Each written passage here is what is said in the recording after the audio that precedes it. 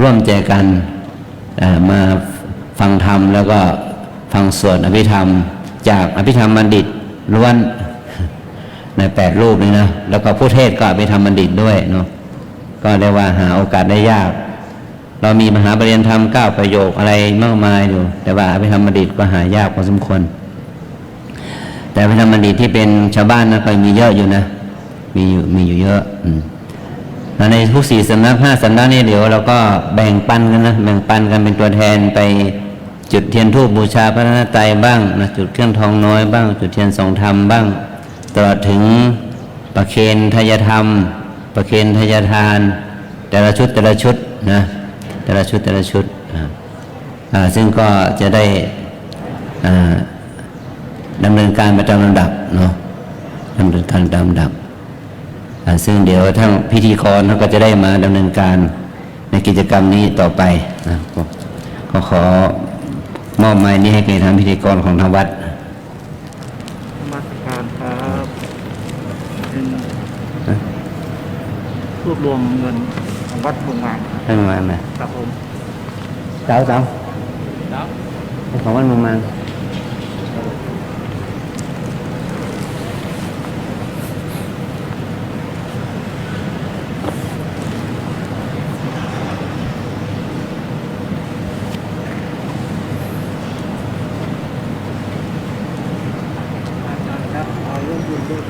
ได้สิ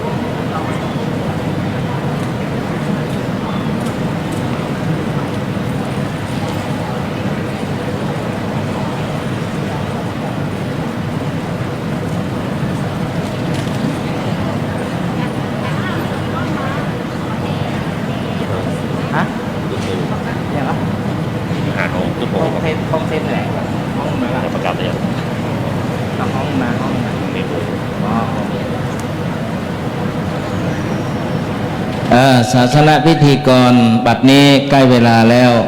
พระพงศิษฐาวรจิตโตอยู่หน้าแห่งหน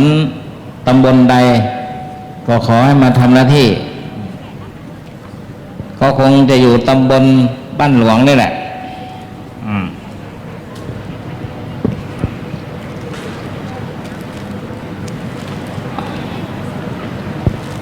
ศาสนพิธีกรมี3 รูป 1. พระครูปัญญาวรธรรมวิเทศ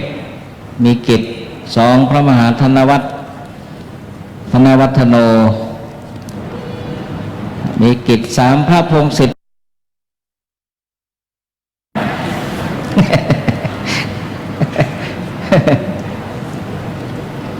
เดินทางมาถึงเมื่อคืนนี้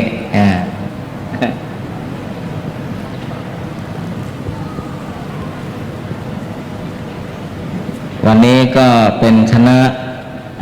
นักอภิธรรมิกบัณฑิตนำโดยพระเดชพระคุณเจ้าคุณอาจารย์พระภาวนาธรรมวิรัตเจ้าวัดวัดลำเปิงตะโปธารามรองเจ้าคณะอำเภอเมืองเชียงใหม่ซึ่งเป็นศิษย์สนองงานพระเดชพระคุณหลวงปู่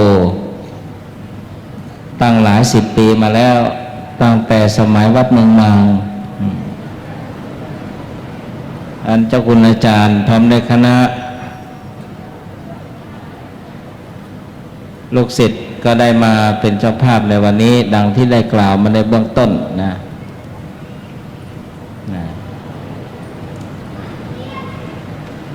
วัดเมืองมางวัดลำเปิงวัดพระธาตุจอมทอง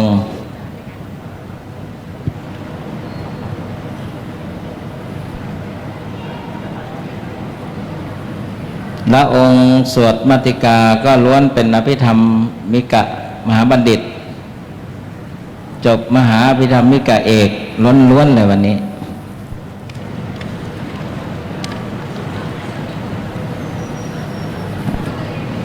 สักครู่หนึ่งท่านพระครูปัญญาวรธรรมวิเทศหรือว่าท่านปุปินนท์องค์นี้ชื่องามนามเพราะเสียงสนอโสดนะองค์ท่านพระครูครับพระครูปัญญาวรธรรมวิเทศปุปินนท์นะไป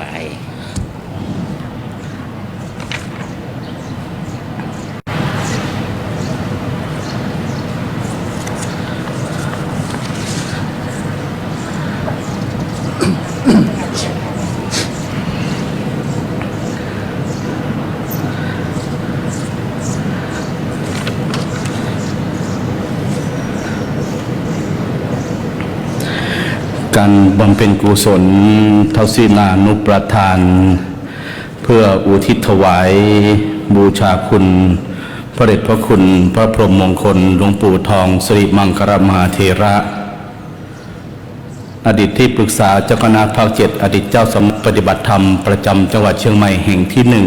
1อดีตที่ปรึกษาสำนักงานกำกับดูแลพระธรรมทูตไปต่างประเทศอดีตประธานขับเคลื่อนโครงการหมู่บ้านรักษาศีล5ประจำพลเหนืออดีตเจ้าสำนักศาสนศึกษาอดีตเจ้าวาดวัดพระธาตุศรีจอมทองวรวิหารซึ่งวันนี้คณะศิษยานุศิษย์นำโดยพระเดชพระคุณท่านเจ้าคุณภาวนาธรรมาภิรัตน์รองเจ้าคณะอำเภอเมืองจังหวัดเชียงใหม่เจ้าวัดวัดลำเพิงตะโปธารามเจ้าสำนักปฏิบัติธรรมประจำจังหวัดเชียงใหม่แห่งที่2พร้อมทั้งคณะศิษยานุศิษย์ฝ่ายอภิธรรมมีทั้งผู้เป็นอภิธรรมบัณฑิตเป็นทั้งนักศึกษาพระอภิธรรมล้วนมีความตั้งใจตั้งมั่นมาพร้อมกันในวันนี้มีพระธรรมเทศนาหนึ่งกันโดยท่านอาจารย์พระมหาพยอมธรรมรักขิโตเป็นธรรม9ประโยคอภิธรรมบัณฑิตจะได้แสดงพระธรรมเทศนาการนี้เราท่านทั้งหลายได้พร้อมเพียงกันณมณฑลพิธีแห่งนี้กล่าวกับผมขอกราบอนุญาตพระมหาเถระที่จะดำเนินการในศาสนาในด้านศาสนพิธีการเพื่อให้สำเร็จประโยชน์ให้เป็นมหากุศลบูชาพระคุณแด่พระอาจารย์ที่เราทั้งหลายตั้งใจขอกราบรัตนาพระคุณท่านเจ้าคุณพระภาวนาธรรมาภิรัตน์ได้จุดธูปเทียนบูชาพระรัตนตรัยหน้าโต๊ะหมู่บูชาขอกราบรัตนาด้วยความเคารพครับ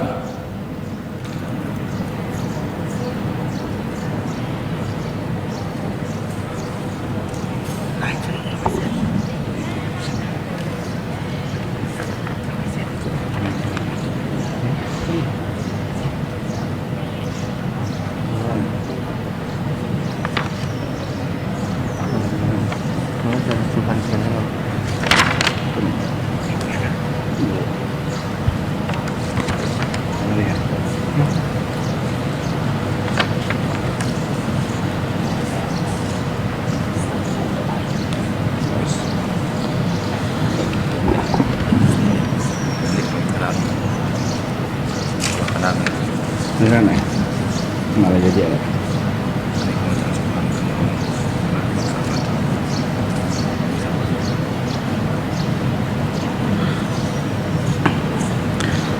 ซึ่งในภาคเวลา 14 นาฬิกานี้มีเจ้าภาพคณะศิษย์มาร่วมเป็นกุศล2คณะคณะที่ 1คณะพระอภิธรรมบัณฑิตและนักศึกษาพระอภิธรรม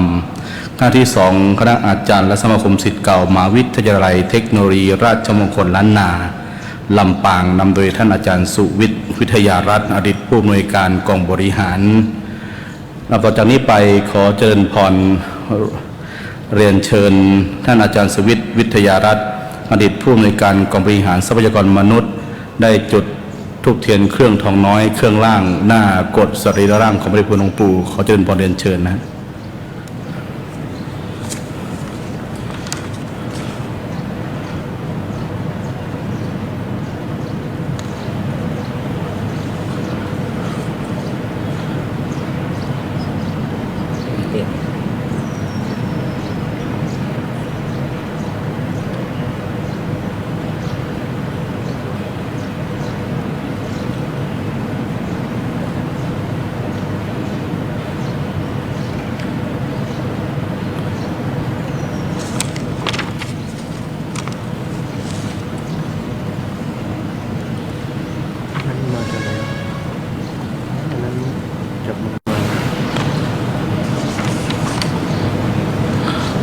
ขอเจริญพรเรียนเชิญอาจารย์อินทสงฆ์ตันวงศ์ได้จุดเทียนส่องธรรมหน้าธรรมาสน์ขอเจริญพรเรียนเชิญนะฮะ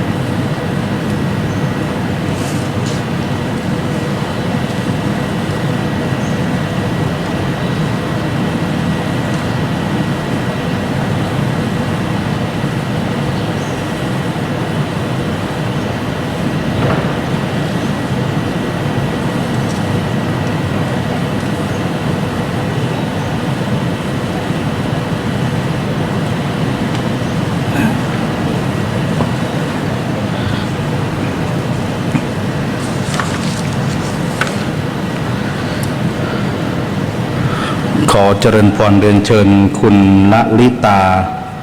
โตคณิตชาติได้เข้าถวายพานดอกไม้ทุบเทียนเพื่อจะได้สมทานเบญจศีลหน้าธรรมาสน์ประเทศนะฮะ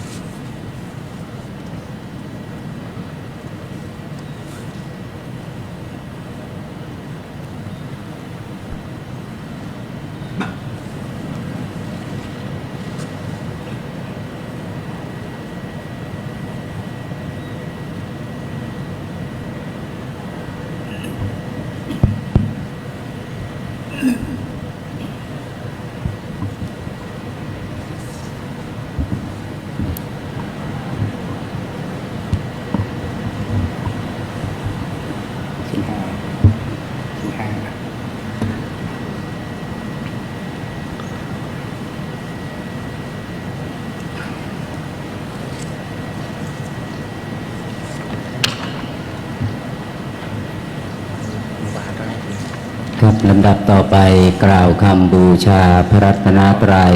สมาทานเบญจศีลและรับศีลโดยพร้อมเพรียงกันนะครับอิเมนะสังฆเรนะตังพุทธังอภิปูชยามะอิเมนะสังฆเรนะตังธัมมังอภิปูชยามะอิเมนะสังฆเรนะ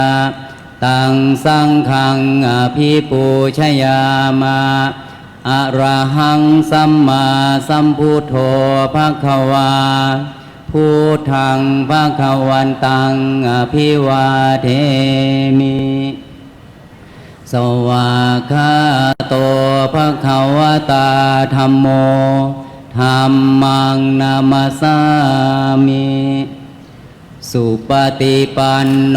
ภควโตสาวกสังโฆ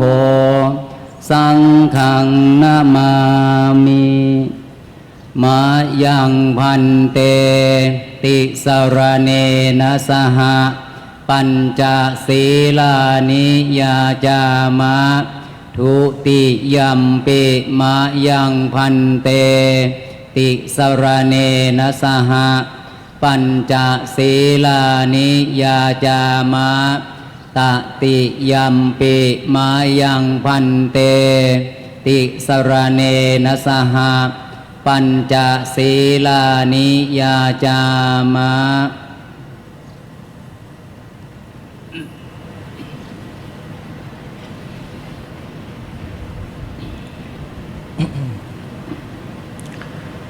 นะโมตัสสะภะคะวะโตอะระหะโตสัมมาสัมพุทธัสสะ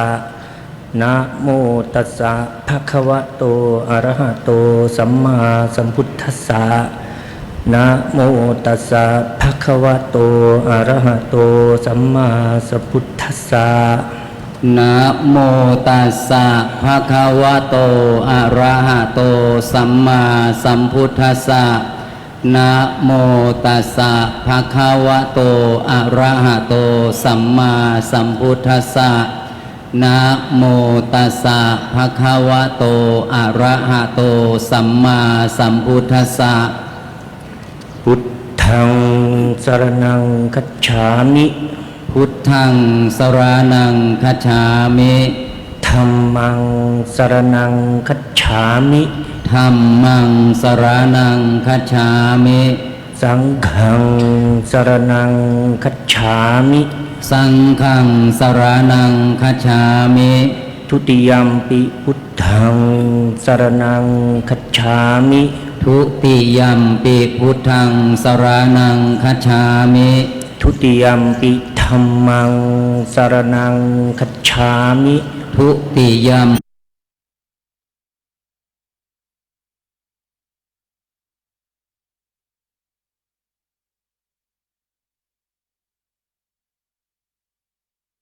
ปิ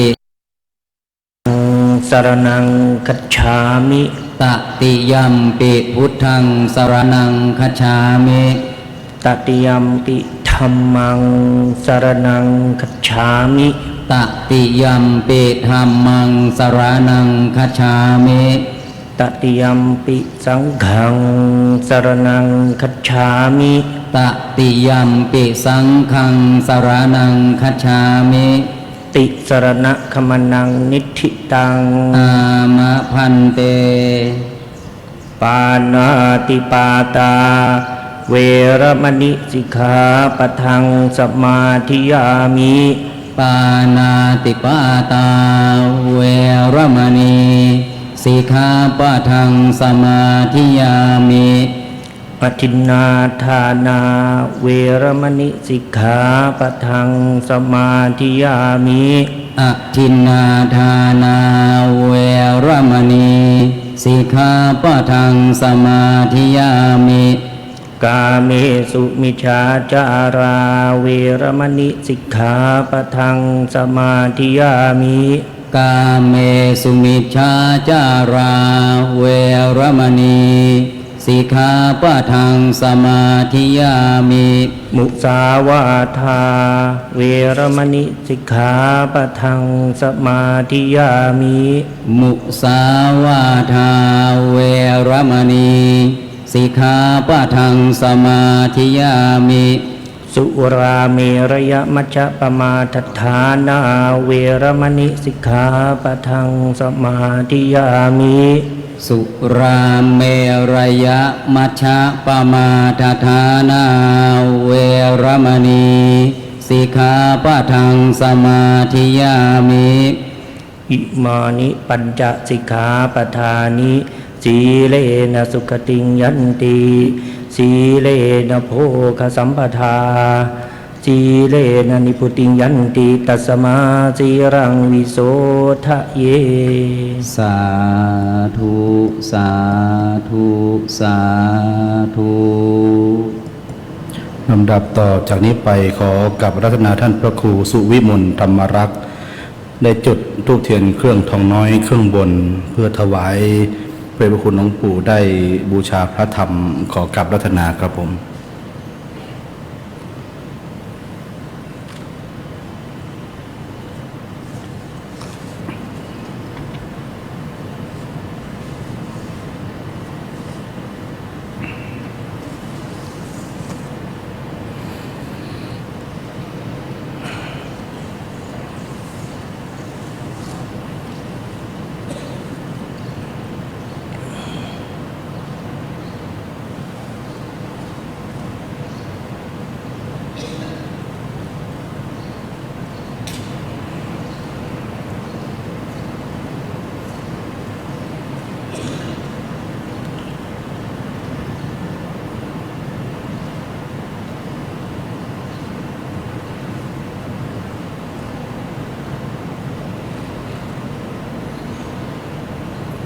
ลัมมาจโลกาธิปติสหัมปติกัดอัญจาเรเทวรังยาจาทาสันติธาสัตตปราชกชาติกาเทเสตุธรรมังอนุกัมปิมังปัจฉัง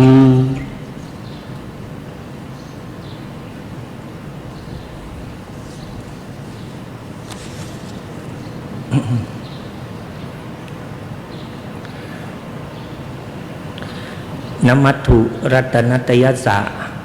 ขอความนอบน้อมจงมีแด่พระรัตนตรัยขอกราบถวายความเคารพพระมหาเถระทั้งหลายที่อยู่ในที่นี้และขอโอกาสกล่าวธรรมเทศนาปฏิสันถานสวัสดีเพื่อนสาธรรมิกทุกท่านขอเจริญพรญาติโยมทุกท่าน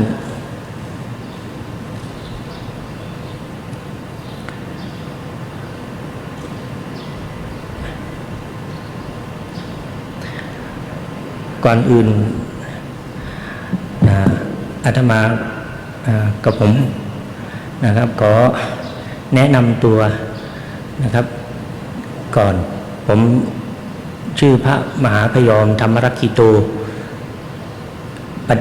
จุบันนะครับ23พรรษาอยู่วัดมหาธรรมรักขิตเจดีย์ที่อำเภอโป่งน้ำร้อนจังหวัดจันทบุรีได้รับความเมตตาจากพระมหาเถระได้ให้โอกาสมาแสดงธรรมณที่นี้เป็นครั้งที่สองเมื่อครั้งแรกน่าจะอยู่ประมาณปี 2548 หรือ 2549 ตอนนั้นหลวงปู่ยังอยู่ก็มีโอกาสได้มาที่นี่1ครั้งครั้งนี้เป็นครั้งที่2ครับก็ดีใจนะครับที่ได้รับโอกาสอันนี้นะครับ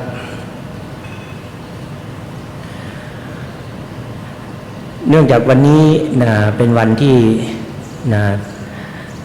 พระเถรานุเถระครูบาอาจารย์หลายๆท่านร่วมกับญาติโยมได้มีความตั้งใจที่จะเจริญกุศลอุทิศให้กับหลวงปู่พระพรหมมงคลหลวงปู่ท่านก็เป็นปาจารย์ปาจารย์หรือปาจริยะของกับผมด้วยเหมือนกันนะครับผมก็อาศัยความอนุเคราะห์จากลูกศิษย์ของลูกศิษย์ของลูกศิษย์ของหลวงปู่ได้ให้ความรู้ในส่วนของบาลีในส่วนของอภิธรรม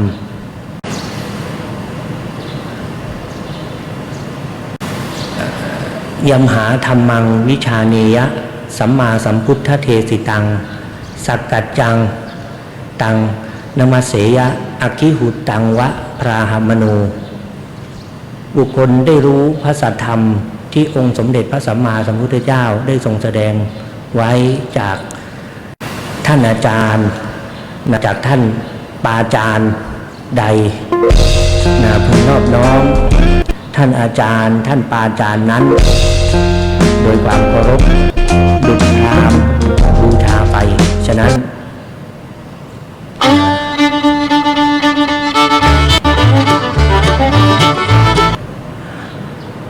อาศัยพระมหาเถระที่เป็นผู้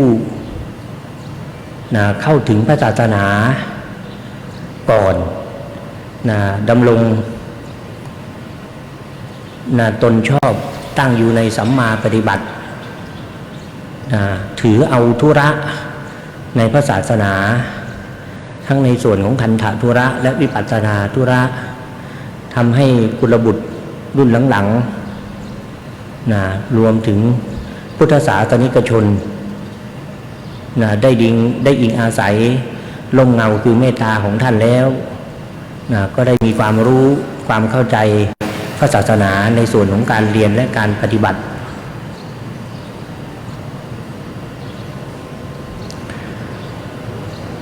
กับผมนั้นถือว่าเป็น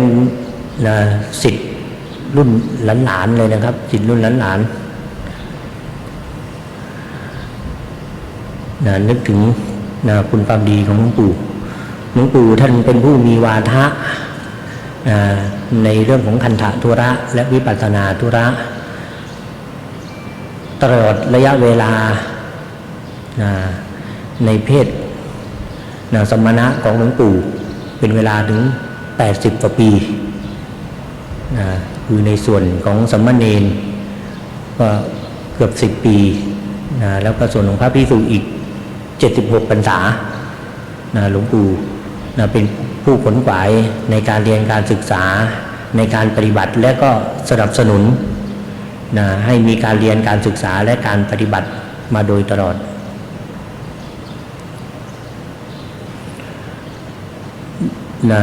ได้ยินจากท่านครูบาอาจารย์รุ่นเก่าๆบอกว่าหลวงปู่มีความสนใจแล้วก็มีความชอบใจในพระอภิธรรมเป็นอย่างมากไม่ว่าจะไปอยู่ในที่ไหนๆหลวงปู่ก็จะเปิดการสอนวิปัสสนาควบคู่กับการสอนอภิธรรมไปด้วยนะครับศาสนังปริยัติมูลกังศาสนามีพระปริยัติเป็นมูลพระหลวงปู่ท่านอิงอาศัยคำของพระมหาเถระแต่ปางก่อนแล้วก็ดำเนินประพฤติปฏิบัติเช่นนี้มาโดยตลอด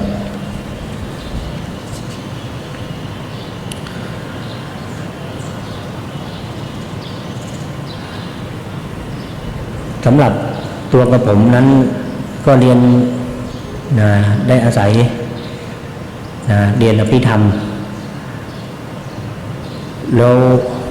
ก็มีศรัทธาในพระพุทธศาสนาตั้งใจจะบวชมาชั่วคราวพอได้เรียนพระอภิธรรมแล้วก็รู้สึกว่าการเรียนการศึกษานั้นมีประโยชน์และมีคุณค่า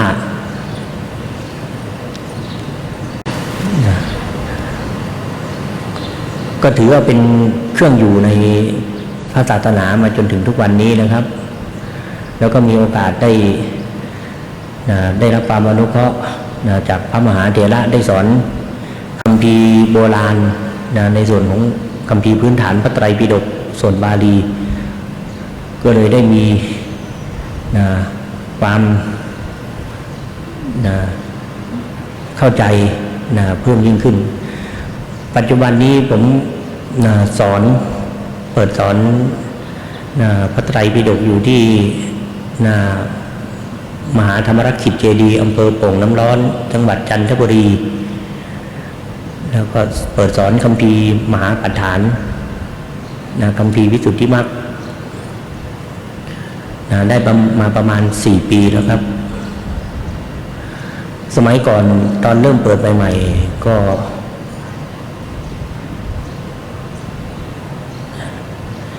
อยากจะได้สอน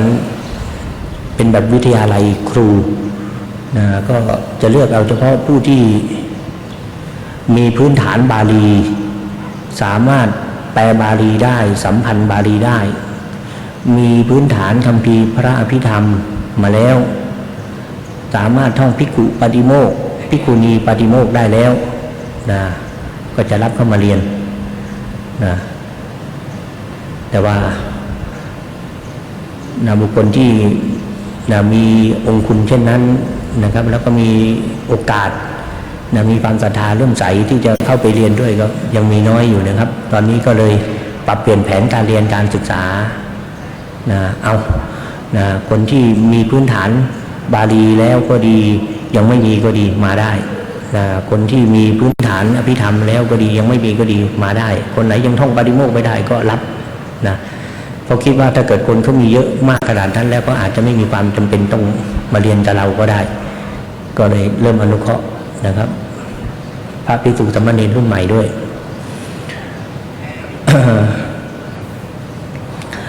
เนื่องจากได้รับโอกาสมาแสดงธรรมในวันนี้ก็จะขอยกหัวข้อธรรมเป็นคาถาที่พระผู้มีภาคเจ้าใช้ปลุกบุคคลที่ยังหลับอยู่ให้ตื่น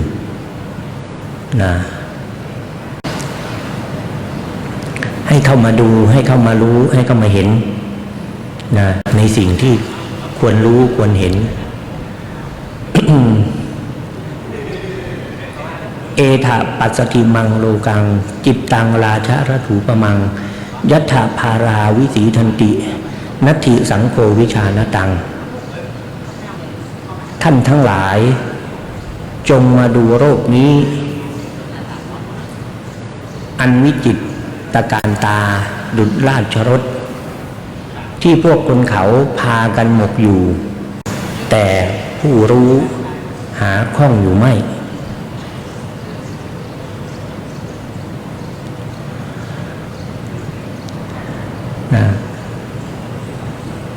พระผู้มีพระเจ้า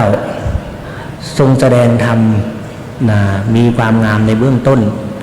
ความงามในท่ามกลางความงามในที่สุดพร้อมทั้งอรรถะพร้อมทั้งพยัญชนะนะครับการเรียนการศึกษา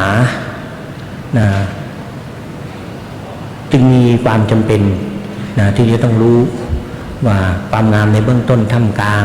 ที่สุดคือในส่วนของศีลสมาธิวิปัสสนามรรคผลนิพพานเป็นเช่นไรอรรถะของพระพุทธพจน์เป็นเช่นไรพยัญชนะของพระพุทธพจน์นั้นเป็นเช่นไรท่านทั้งหลายจงมาดูโรคนี้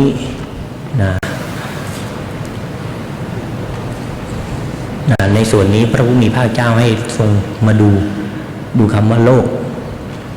นะโลกก็คือมีโลกคือขันธ์ห้าเป็นต้นคำว่าโลกนะอาจจะมีนะสังขารโลกสัตวโลกโอกาสโลกนะแต่ว่าโลกในที่นี้พระผู้มีพระเจ้าหมายเอาถึงโลกชนิดไหนนะที่มันวิจิตรการตานะดุจราชรถของพระราชาแล้วก็คนเขาพากันหมกอยู่ผู้รู้นะไม่มีความเกี่ยวข้องในเรื่องนี้โลกในที่นี้อัตถกถาท่านอธิบายว่ามีขันธ์ห้าเป็นต้นนะจะเรียกว่าเป็นโลกคืออายตนะโลกคือธาตุ18ก็ได้นะธรรมะเพียงหัวข้อนี้เนี่ยทำไมจึงได้มีความงามในเบื้องต้นท่ามกลางและที่สุดแล้วก็พร้อมทั้งอัฏฐะพร้อมทั้งพยัญชนะอันนี้ก็น่าฟังอยู่เหมือนกันนะครับในศิลขันธวรรคอัตถกถาได้พระอัตถกถาจารย์ได้ยกคำพูดคำหนึ่งขึ้นมาเป็นเครื่องเตือนใจของผู้ศึกษาว่าอย่าลืมเพ่งพินิจเนื้อความในส่วนนี้ด้วยพุทธานังหิจตุสัจจะวินิมุตตากถานามะนัตถิเป็นความจริงว่าพระดำรัสของพระพุทธเจ้าทั้งหลายที่พ้นจากอริยสัจสี่ไม่มีที่พ้นจากอริยสัจสี่ไม่มีแสดงว่าพระพุทธพจน์ตะกี้นี้ต้องมีทุกขอริยสัจอยู่ต้องมีทุกขสมุทัยอริยสัจอยู่ต้องมีทุกขานิโรธอริยสัจอยู่ต้องมีทุกขานิโรธคามินีปฏิปทาอริยสัจอยู่ก็เดี๋ยวค่อยๆขยายดูกันต่อไปนะครับการเรียนการศึกษาในพระพุทธศาสนาพระผู้มีพระเจ้าได้ทรงตัดไว้ในส่วนของคันธะธุระกับวิปัสสนาธุระในส่วนของคันธะธุระ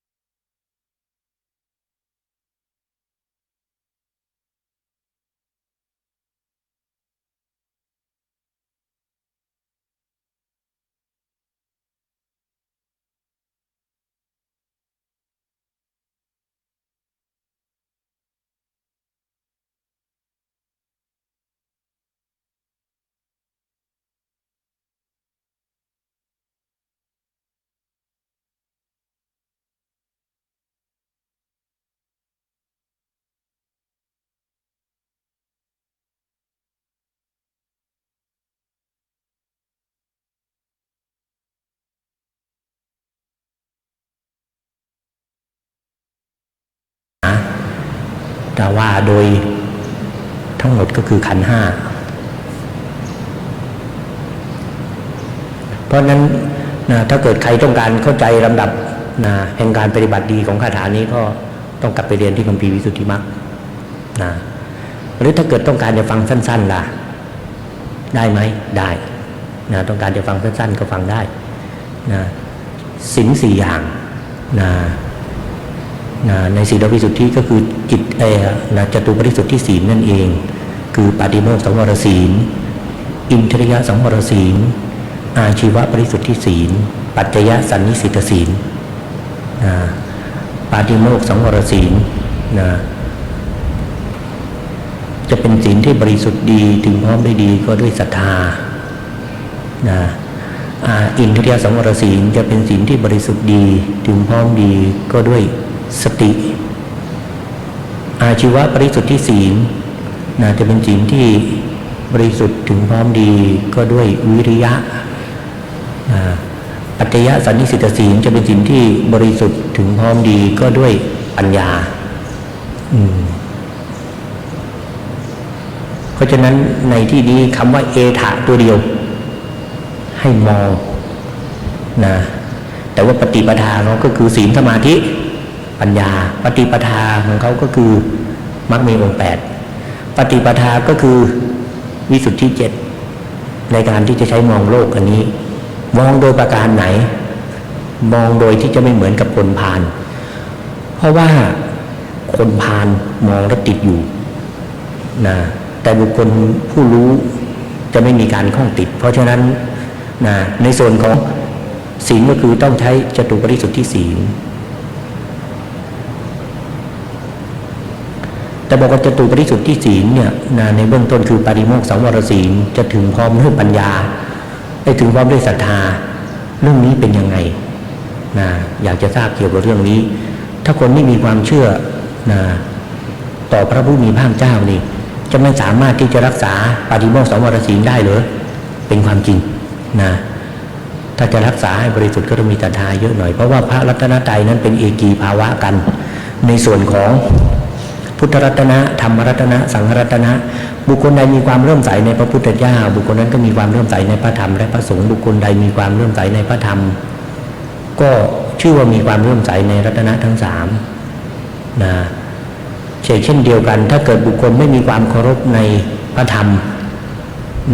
ในส่วนของพระวินัยบุคคลนั้นก็ชื่อว่าทำลายศรัทธาของตนเองในส่วนในพระพุทธและผู้แสดงพระธรรมนี้ไว้แล้วก็ชื่อว่าทำลายศรัทธาของตัวเองในพระสงฆ์ผู้ประพฤติปฏิบัติตามธรรมนี้เพราะฉะนั้นเนี่ยมีบาลีอยู่ในสารถาธิบดีฎีกาอยู่บทหนึ่งบทนี้มีความว่าสาปฏิกัสสะภิกขเวนิรยังวถามิติรัชฉานะโยนิงวาภิกษุทั้งหลายเรากล่าวนรกหรือกำเนิดสัตว์เดรัจฉานไว้สำหรับภิกษุผู้มีอาบัติติดตัว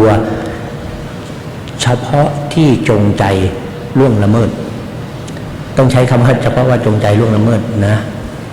อันไหนที่ไม่จงใจไม่เอานี่พระพุทธพจน์ตัวเนี้ยไปสืบดูมันมาในนิกายไหนมาในทีฆนิกายมัชฌิมานิกายสังยุตตนิกายอังคุตรนิกายหรือปุถกนิกายปรากฏเราไปหาไม่เจอเลยแต่พระเถระผู้เป็นปราชญ์ในประเทศพม่าท่านให้แง่คิดไว้แบบนี้ว่าจำนวนพระสูตรที่แสดงไว้ในอังคุตรนิกายสังยุตตนิกายมีเยอะเมื่อท่านไปไล่นับตามสูตรดูแล้วมีอยู่มีอยู่จำนวนมากที่ปัจจุบันไม่มีอยู่ท่านคิดว่าคงจะเป็นข้อความที่มีอยู่ในพระสูตรใดพระสูตรหนึ่งที่มีอยู่ในสมัยที่สารถาธิบดีฎีกาจารย์ได้รจนาคัมภีร์แล้วใช้เพื่ออ้างอิงในที่นี้คราวนี้ว่ามันมีความสอดคล้องกันไหมมีความสอดคล้องกับพระพุทธพจน์ในที่อื่นหรือเปล่าบอกมีในเวสารัตยานของพระผู้มีพระภาคเจ้าพระองค์นั้นเป็นผู้แก้วกล้าไม่ขั้นค้ามในธรรมะ4ประการอันตรายเยจะ นิยาเนพุทธเตอาสวัคเยจตูสเวเตสุฐาเนสุพุทธสุถุพุทโธสุถุวิสารโธพระพุทธเจ้านั้นเป็นผู้แก้วกล้าด้วยดีในฐานะ4ประการคือ 1. ในอันตรายิกธรรม 2. ในสัมมาสัมพุทธปฏิญญา 3.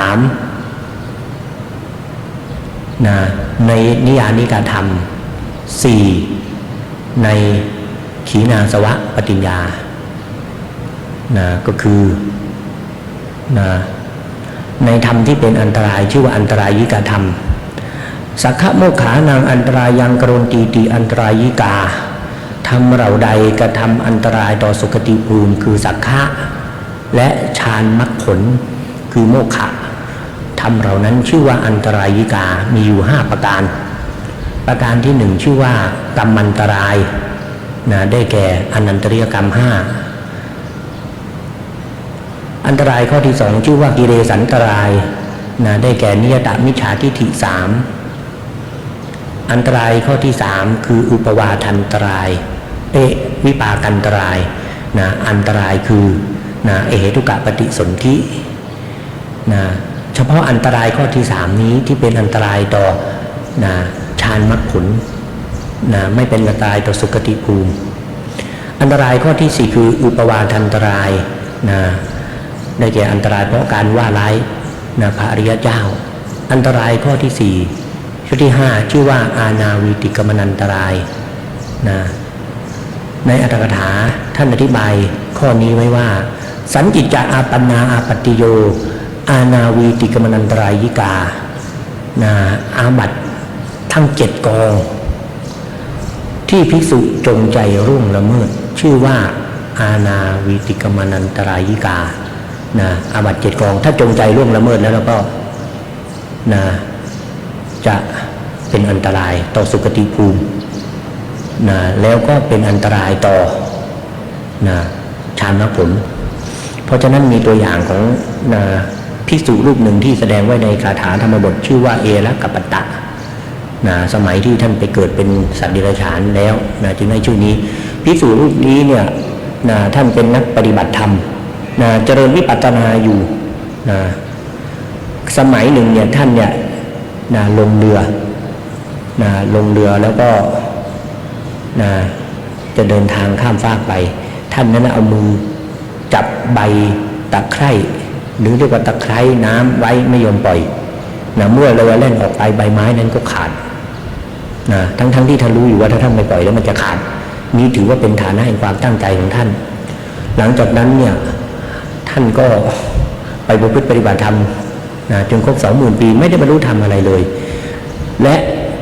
แม้เมื่อท่านจะ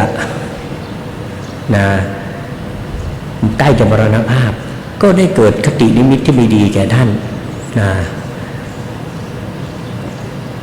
ทำให้ท่านเกิดความกังวลใจต้องการจะหาภิกษุแสดงอาบัติแต่ก็หาภิกษุไม่ได้สุดท้ายท่านก็มรณภาพและไปเกิดเป็นนาคราช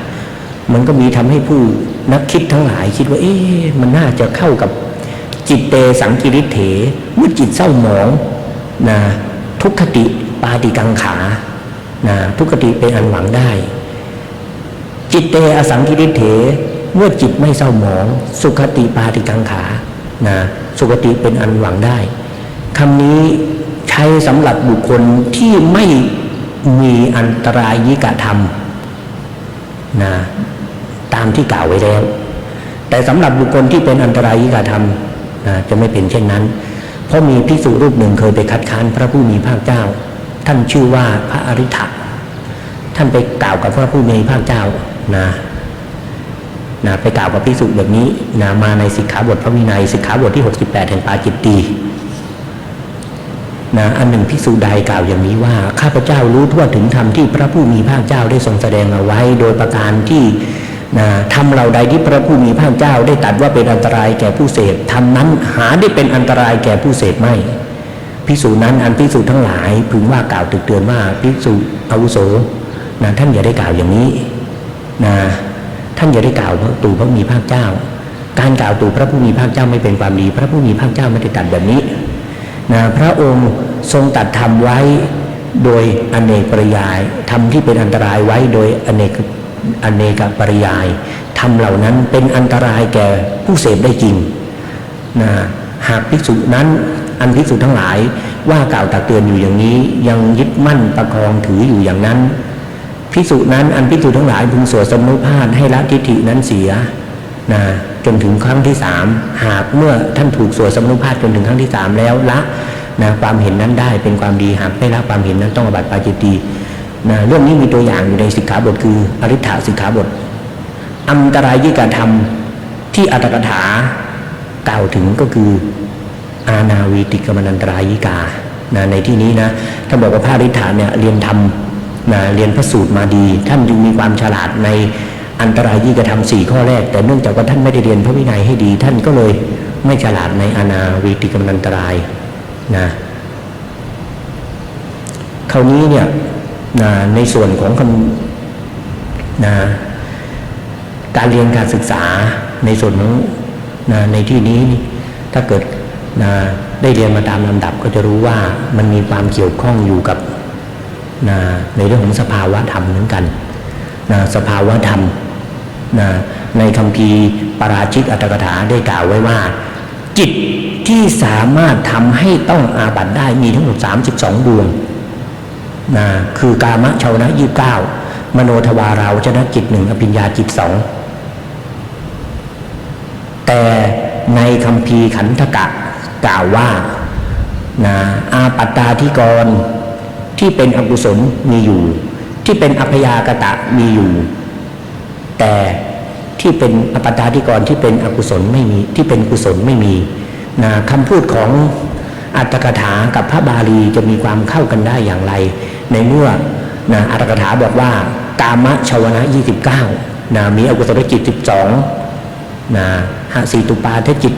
1นะตรงนี้เป็นอัพยากตะแล้วก็มหากุศลได้จิต8นะตรงนี้เป็นกุศลแล้วก็มหากริยาจิต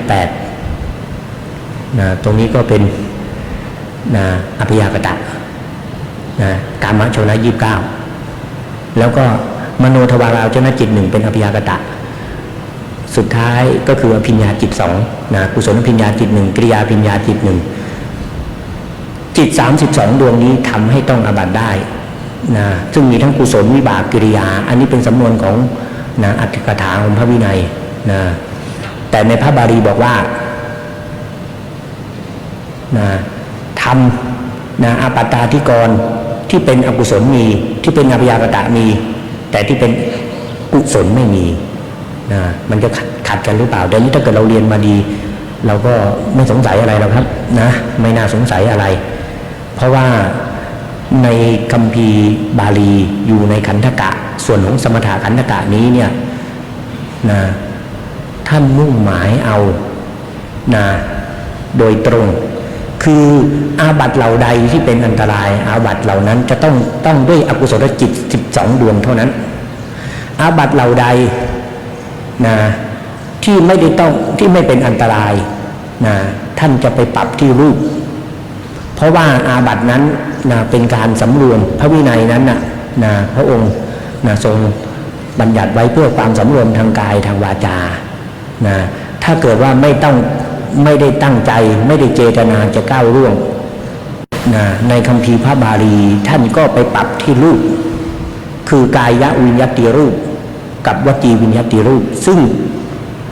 นะกายวิญญัติรูปกับวจีวิญญัติรูปนี้เป็นจิตตชรูปจิตตชรูปนี้นะที่ทำให้เกิดการเคลื่อนไหวทางกายทางวาจาท่านมีไว้32ดวงนะคือนะกามชวนะ29มโนทวาราวชนะจิต1อภิญญาจิต2แต่เนื่องจากอกุศลจิต12มันเป็นอันตรายิกธรรมนะ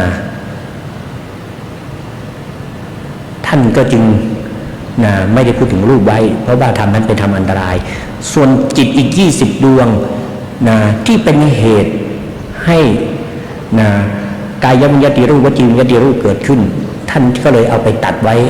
ในฐานะแห่งการณูปจารนัยกล่าวถึงเหตุแต่หมายเอาผลเพราะฉะนั้นในจิต32ดวงนั้นที่เป็นมุขยะในนะมีอยู่แค่12ดวงคืออกุศลจิต12 ที่เป็นการณูปจารนัยกล่าวเหตุแต่หมายเอาผลกล่าวถึงจิต20ดวงแต่หมายเอากายวิญญัตและวจีวิญญัตจึงมีอยู่20ดวงนะเป็นแบบนี้เพราะฉะนั้นก็เข้ากันดีสอดคล้องกันดีไม่ได้ขัดอะไรกันนะในส่วนของปาฏิโมกข์สังวรศีลนะคนนะที่ต้องไปแล้วสามารถที่จะเป็นผู้มีศีลบริสุทธิ์ได้นะเพราะฉะนั้นการชำระศีลของบุคคลผู้ดำรงอยู่ในศีลท่านหนึ่งพูดไว้3ฐานะ 1. ไม่ต้องอาบัติเลย 2. ต้องแล้วออกแล้วตามวิธี 3. ไม่ได้ถูกกิเลสธรรมนะมีอวิชชาอภิชฌาวิสมะโลภะโทสะโกฏะอุปนาหะอิจฉามัจฉริยะนะปราสะนะสาเถยะนะถัมภะมานะอติมานะปมาทะนะไม่ได้ถูกทำเหล่านี้ครอบงำเพราะว่าถ้าถูกทำเหล่านี้ครอบงำแล้วศีลก็ไม่บริสุทธิ์อีกโดยเฉพาะไอ้ตัวมานะเนี่ยนะท่านขยายไว้ในคัมภีร์วิพังค์ถึง27อย่างนะตัวมานะเนี่ยนะแต่ในคัมภีร์วิพังค์ท่านจะใช้คำว่ามัทโธความมัวเมาความมัวเมา27อย่างที่ทำให้คนพ้นออกจากทุกข์ไม่ได้นะ27อย่างมีอะไรบ้าง 1. โคตมัทโธมัวเมาในโคต 2. ชาติมัทโธมัวเมาในชาติ 3. อาโรคยมัทโธมัวเมาในความไม่มีโรค 4. ชีวิตมัทโธมัวเมาในชีวิต 5. โยพนมัทโธมัวเมาในความเป็นหนุ่มเป็นสาว 6. ลาภมัทโธมัวเมาในลาภ 7. สักการะมัทโธมัวเมาในสักการะ 8. ครุการะมัทโธมัวเมาในการเคารพกราบไหว้ 9. ปริวาระมัทโธมัวเมาในบริวารลูกศิษย์ลูกหา 10. ปุเรขาระมัทโธมัวเมาในความเป็นผู้นำ 11. โภคะมัทโธมัวเมาในโภคะ 12. วรรณมัทโธมัวเมาในวรรณะ 13. สุตตมัทโธมัวเมาในสุตตะที่ตัวเองเรียนจำไว้ได้สอบผ่านมา 14. ปฏิภาณมัทโธมัวเมาในปฏิภาณไหวพริบในการตอบปัญหา 15. รัตตัญญุมัทโธมัวเมาว่าเรานั้นเกิดมาก่อนมัวเมาว่าเรามีปัญญามาก 16. ปิณดาปาติกะมัทโธมัวเมาในธุดงค์มีการถือเที่ยวบิณฑบาตเป็นวัดเป็นต้น 17. อนะวัญญติมัทโธมัวเมาในฐานะที่เราใครๆก็ดูหมิ่นไม่ได้ 18. อิริยาปถมัทโธมัวเมาในอิริยาบถ 19. อิทธิมัทโธมัวเมาในฤทธิ์มีหูทิพตาทิพเป็นต้น 20. ยะสักมัทโธมัวเมาในญาติโยมผู้อุปถัมภ์อุปถากว่าเป็นพระราชาเป็นผู้มียศใหญ่เป็นต้น21. ศีลมัทโธมัวเมาในศีล22. ฌานมัทโธสมาธิมัทโธมัวเมาในฌานในสมาธิ 23. ศิลปะมัทโธมัวเมาในศิลปะ24. อาโรหะมัทโธมัวเมาในส่วนสูง 25. ปรินาหะมัทโธมัวเมาในสวดทรงของตัวเอง26. สันฐานมัทโธมัวเมาในสันฐาน27. ปาริปุริมัทโธมัวเมาในความบริบูรณ์บุคคลที่มัวเมาอยู่ในฐานะ27อย่างนี้ยังไม่สามารถพ้นจากทุกข์ไปได้เพราะฉะนั้นบุคคลที่จะต้องการชำระศีลต้องเป็นผู้มีอาการ3อย่างคือ 1. ไม่ต้องอาบัติไม่ก้าวล่วงศีล 2. เมื่อต้องอาบัติแล้วก้าวล่วงไปแล้วก็ทำคืนตามธรรม 3. ไม่ถูกปาปธรรมครอบงำ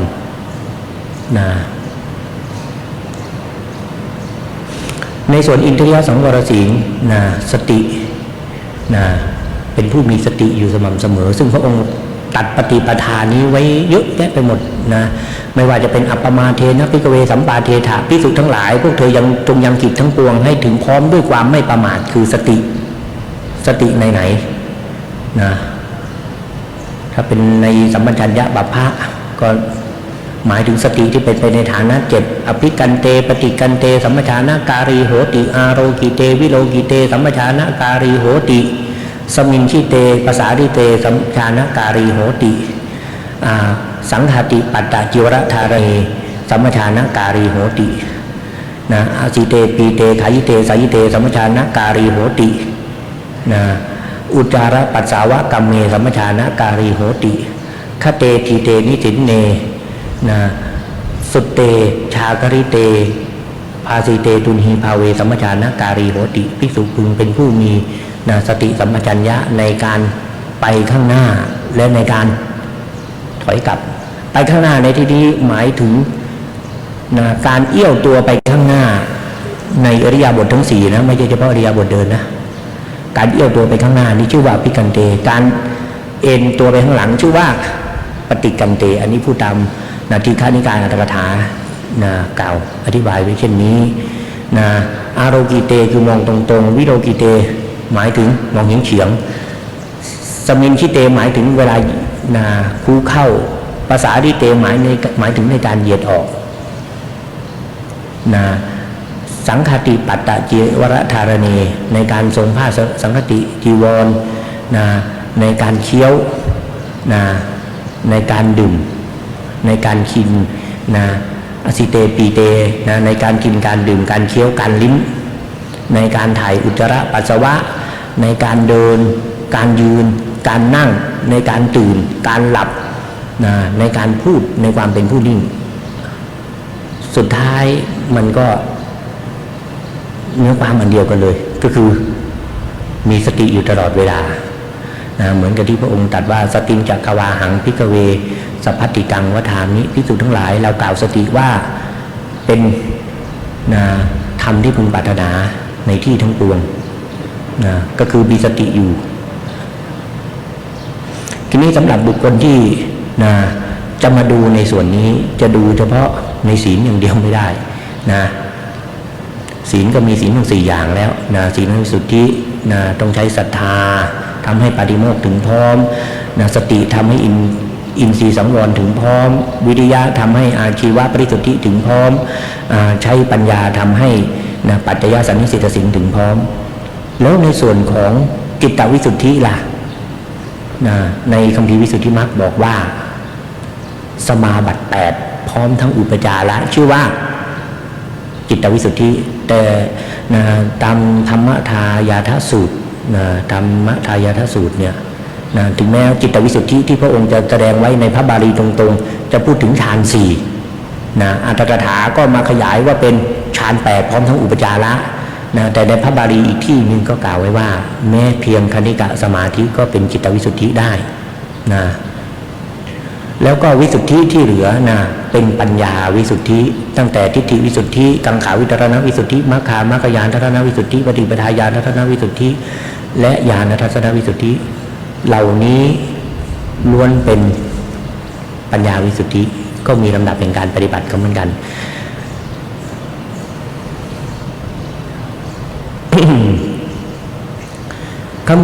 คราวนี้เรามาดูในส่วนของความรู้ในการเรียนที่ว่าศาสนังปริยัติมูลกังที่เราจะไปช่วยขยายเนื้อความในที่นี้ศาสนังในที่นี้ก็เอาพระปริยัติธรรมทั้งหมดพระปริยัติธรรมทั้งหมดที่เราเรียนเนี่ยแหละจะเป็นเครื่องช่วยอุปการะต่อการทำความรู้ความเข้าใจในส่วนนี้ในส่วนของทิฏฐิวิสุทธิที่จะเข้าไปเห็นนั้นเนี่ยตามคัมภีร์พระพิธรรมก็บอกว่าลักขณะรักษาปัจจุปัฏฐานปัฏฐานวเสนนามรูปะปริกโหทิฏฐิวิสุทธินามะปัญญาที่เข้าไปกำหนดรู้นามรูปโดยลักษณะรักษาปัจจุปัฏฐานปัฏฐานชื่อว่าทิฏฐิวิสุทธิแต่ถ้าเกิดในวิสุทธิมรรคก็บอกว่านามรูปานังยาถาวัฏสนังทิฏฐิวิสุทธินามะการเห็นรูปนามตามความเป็นจริงชื่อว่าทิฏฐิวิสุทธิกรณีทิฏฐิวิสุทธิในคัมภีร์วิสุทธิมรรคจะพูดไว้2ในที่1ของสมถญาณิกะในที่2จะพูดถึงวิปัสสนาญาณิกะของพวกสมถญาณิกะบุคคลมุ่งหมายเอาอย่างไรสมถญาณิกะในคัมภีร์วิสุทธิมรรคบอกว่าบุคคลกุลบุตรผู้ประสงค์จะยังทิฏฐิวิสุทธิให้ถึงพร้อมออกแล้วจากฌานใดฌานหนึ่งยกเว้นเนวสัญญานาสัญญายตนะฌาน พิจารณาองค์ฌานนะแล้วก็พิจารณาธรรมที่ประกอบกับองค์ฌานนะแล้วก็พิจารณาที่อาศัยเกิดขององค์ฌานแล้วก็ปรัจจกายคือมหาภูตรูปอุปาทายรูปนะกำหนดรู้นามนะทั้งหมดที่กำหนดรู้ในเบื้องแรกก็คือในฌานและธรรมที่กำยุทธ์ด้วยองค์ฌานเนี่ยนะโดยลักษณะรสปัจจุปฐานมัฏฐฐานนะแล้วก็รู้รูปก็รู้เหมือนกันนะคราวนี้วิธีการดูจะไปรู้ถึงองค์ฌานในแบบนี้เนี่ยไปรู้ได้ยังไงนะออกมาจากฌานแล้วก็ไปรู้องค์ฌานคำนี้เป็นสำนวนที่ใช้อยู่ในอรรถกถาเป็นอันมากเลยจะบอกว่าออกจากฌานแล้วหรือว่าเจริญวิปัสสนาอันมีฌานเป็นบาตรในคัมภีร์อนุปัฏฐสูตรพระผู้มีพระเจ้าได้ทรงสรรเสริญท่านพระสารีบุตรเอาไว้เกี่ยวกับเรื่องนี้นะว่าท่านพระสารีบุตรเป็นผู้มีปัญญามากนะเมื่อท่านเข้าปฐมฌานออกมาแล้วเนี่ยนะท่านสามารถที่พิจารณาวิตกวิจารปีติสุขเอกคตาผัสสะนะเจตนาภาษาเวทนาเจตนาสัญญาจิตนะแล้วก็ฉันทะอะไรเป็นต้นนะโยมเยอะแยะไปหมดเลยก็นี่อรรถกถาก็เลยมาถามว่าท่านพระสารีบุตรที่ว่ามีปัญญามากเนี่ยเวลาเข้าฌานฌานหนึ่งเนี่ยถ้าว่าโดยอารมณ์ก็มีบัญญัติเป็นอารมณ์นะปัญจวีสปริตัมหิชาจิตตานิมหคเตเอกาวีสติโวหาเรอัฏฐานิพพานโคจเรวีสานุตรมุตตัมหิอาคะมะคะพรุจิเตปัญจสัพพทาฉัตเจติสัตตถาตถะสังโฆเมื่อไปเทียบดูในอารมณสังหะแล้วเนี่ยเวลาที่เข้าฌาน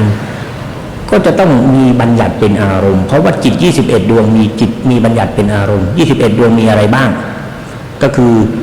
รูปาวจรจิต15แล้วก็วิญญาณันอากาสานัญจายตนะจิต3อากิญจัญญายตนะจิต3จิต21ดวงนี้มีบัญญัติเป็นอารมณ์แล้วท่านพระสารีบุตรไปเห็นได้ยังไงไปเห็นวิตกวิจารปีติสุขเอกคตาได้ยังไงอันนี้ก็อยากจะพูดว่าจริงๆแล้วอภิธรรมที่บุคคลก็คือปรสภาวะของปรมัตถธรรมในส่วนจิตเจตสิกรูปเนี่ยนะโยมนะสามารถที่จะรู้ได้3อย่างคือเป็นปรมัตถธรรมที่เรารู้ในชีวิตประจำวันร้อนๆก็แบบนี้เวลาเปิดพัดลมมาก็เย็นหรือว่าจับนู่นจับนี่ก็รู้เย็นร้อนอ่อนแข็งหย่อนตึงเป็นธรรมดาการรู้สภาวะธรรมอยู่แบบนี้โดยไม่ได้ละวิปลาสทั้ง4ก็เป็นการรู้แบบชีวิตประจำวันเฉยๆแต่ถ้าก็เป็นการรู้แบบที่2ก็จะเป็นการรู้แบบสมถะคือบุคคลที่เข้าสมถะแล้วเนี่ยได้ฌานเวลาออกจากฌานต้องมีการทำวสีภาวะ5ประการเพื่อให้สามารถที่จะก้าวล่วงฌานนั้นขึ้นสู่ฌานสูงต่อไปได้การทำวสีภาวะเหล่านั้นอันนี้ก็เป็นอาวัชนะวสีสมาปัชนะวสีอธิฐานวสีวุฒานวสีปัจเจเวคณวสีทำเหล่านี้ในส่วนของอาวัชนะวสีปัจเจเวคณวสีพวกนี้เนี่ยต้องรู้ถึงปีติวิตกวิจารปีติสุขเอกคตาโดยฐานะแห่งสมถะเพราะฉะนั้นเป็นการรู้ปรมัตถธรรมโดยในส่วนของสมถะหรือการเจริญพุทธานุสติธรรมานุสติเป็นต้นก็เป็นการรู้ปรมัตถธรรมในส่วนของสมถะส่วนการรู้ปรมัตถธรรมแบบวิปัสสนาเป็นการรู้แบบไหนก็เป็นรู้แบบญาณเบื้องต้นกับรู้แบบญาณเบื้องสูงรู้เบื้องต้นคือในนามรูปปริเฉทญาณกับในปัจจยปริฆาญาณจะเป็นการรู้โดยวิเศษลักษณะหรือเรียกว่าปัจจัตตลักษณะเรียกว่ายาตาปริญญาแต่ถ้าเกิดเป็นการรู้ในญาณขั้นต่อไปในสัมมัสนะญาณอุทยพยญาณพังคญาณพยญาณอาทีนวญาณนิพิทายานปฏิสังขารญาณมุนจิตุกรรมยตายานปฏิสังขารญาณสังขารุเบกขายานนโรมญาณการรู้แบบนี้เป็นการรู้แบบไตรลักษณ์เป็นสามัญลักษณะ แต่โคตรปุญาณขึ้นไปตอนนั้นเป็นรู้แบบโลกุตระธรรมไปแล้วเป็นพระนิพพานคราวนี้การรู้แบบวิปัสสนาเนี่ยจะมีสองแบบในส่วนของรูปธรรมกับในส่วนของนามธรรมในของรูปธรรมจะต้องไปเข้าไปทำลายคณะทั้งสามได้คณะทั้งสามก็คือสมุหคณะสันตติคณะกิจจคณะในส่วนของวิปัสสนาต้องสามารถเข้าไปทำลายคณะทั้งสี่ได้คือสมุหคณะสันตติคณะกิจจคณะแล้วก็อารัมมณคณะถ้ารู้ทั้งในส่วนของวิปัสสนาต้องรู้ถึงขนาดนี้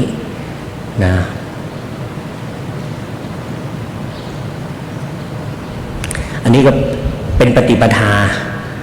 ในส่วนที่ใช้คำว่าในส่วนของเอถะถ้าพูดถึงในมรรคมีองค์8ถ้าจะมาใช้ดูในที่นี้ในส่วนของศีลก็คือในส่วนของสัมมาวาจาสัมมากัมมันตะสัมมาอาชีวะ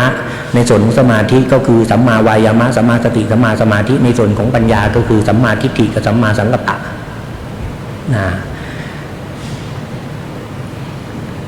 ก็สอดคล้องกันสอดคล้องกันในคัมภีร์สังยุตตฎีกาได้พูดไว้อย่างนี้นิดหนึ่งว่าในอริยสัจสี่คือทุกข์สมุทัยนิโรธมรรคกิจที่จะพึงทำมีอยู่สองอริยสัจคือทุกขสัจและทุกขสมุทัยอริยสัจในทุกขสัจและทุกขสมุทัยอริยสัจสามารถที่จะเจริญได้ที่บอกว่า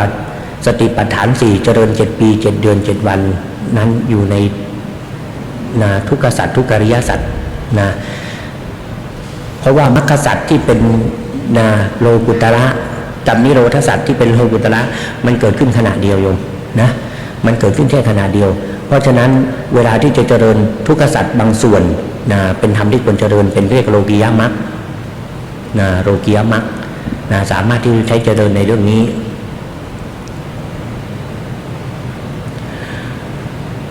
คำว่าเมื่อเห็นในลักษณะแบบนี้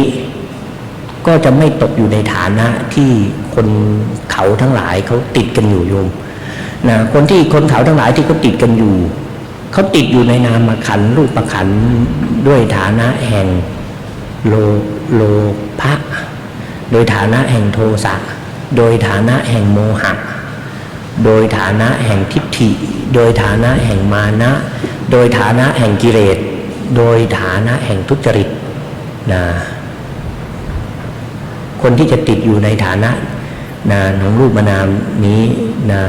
สังฆะความเกี่ยวข้องพระผู้มีพระเจ้าตัดขยายไว้ในเรื่องนี้ไว้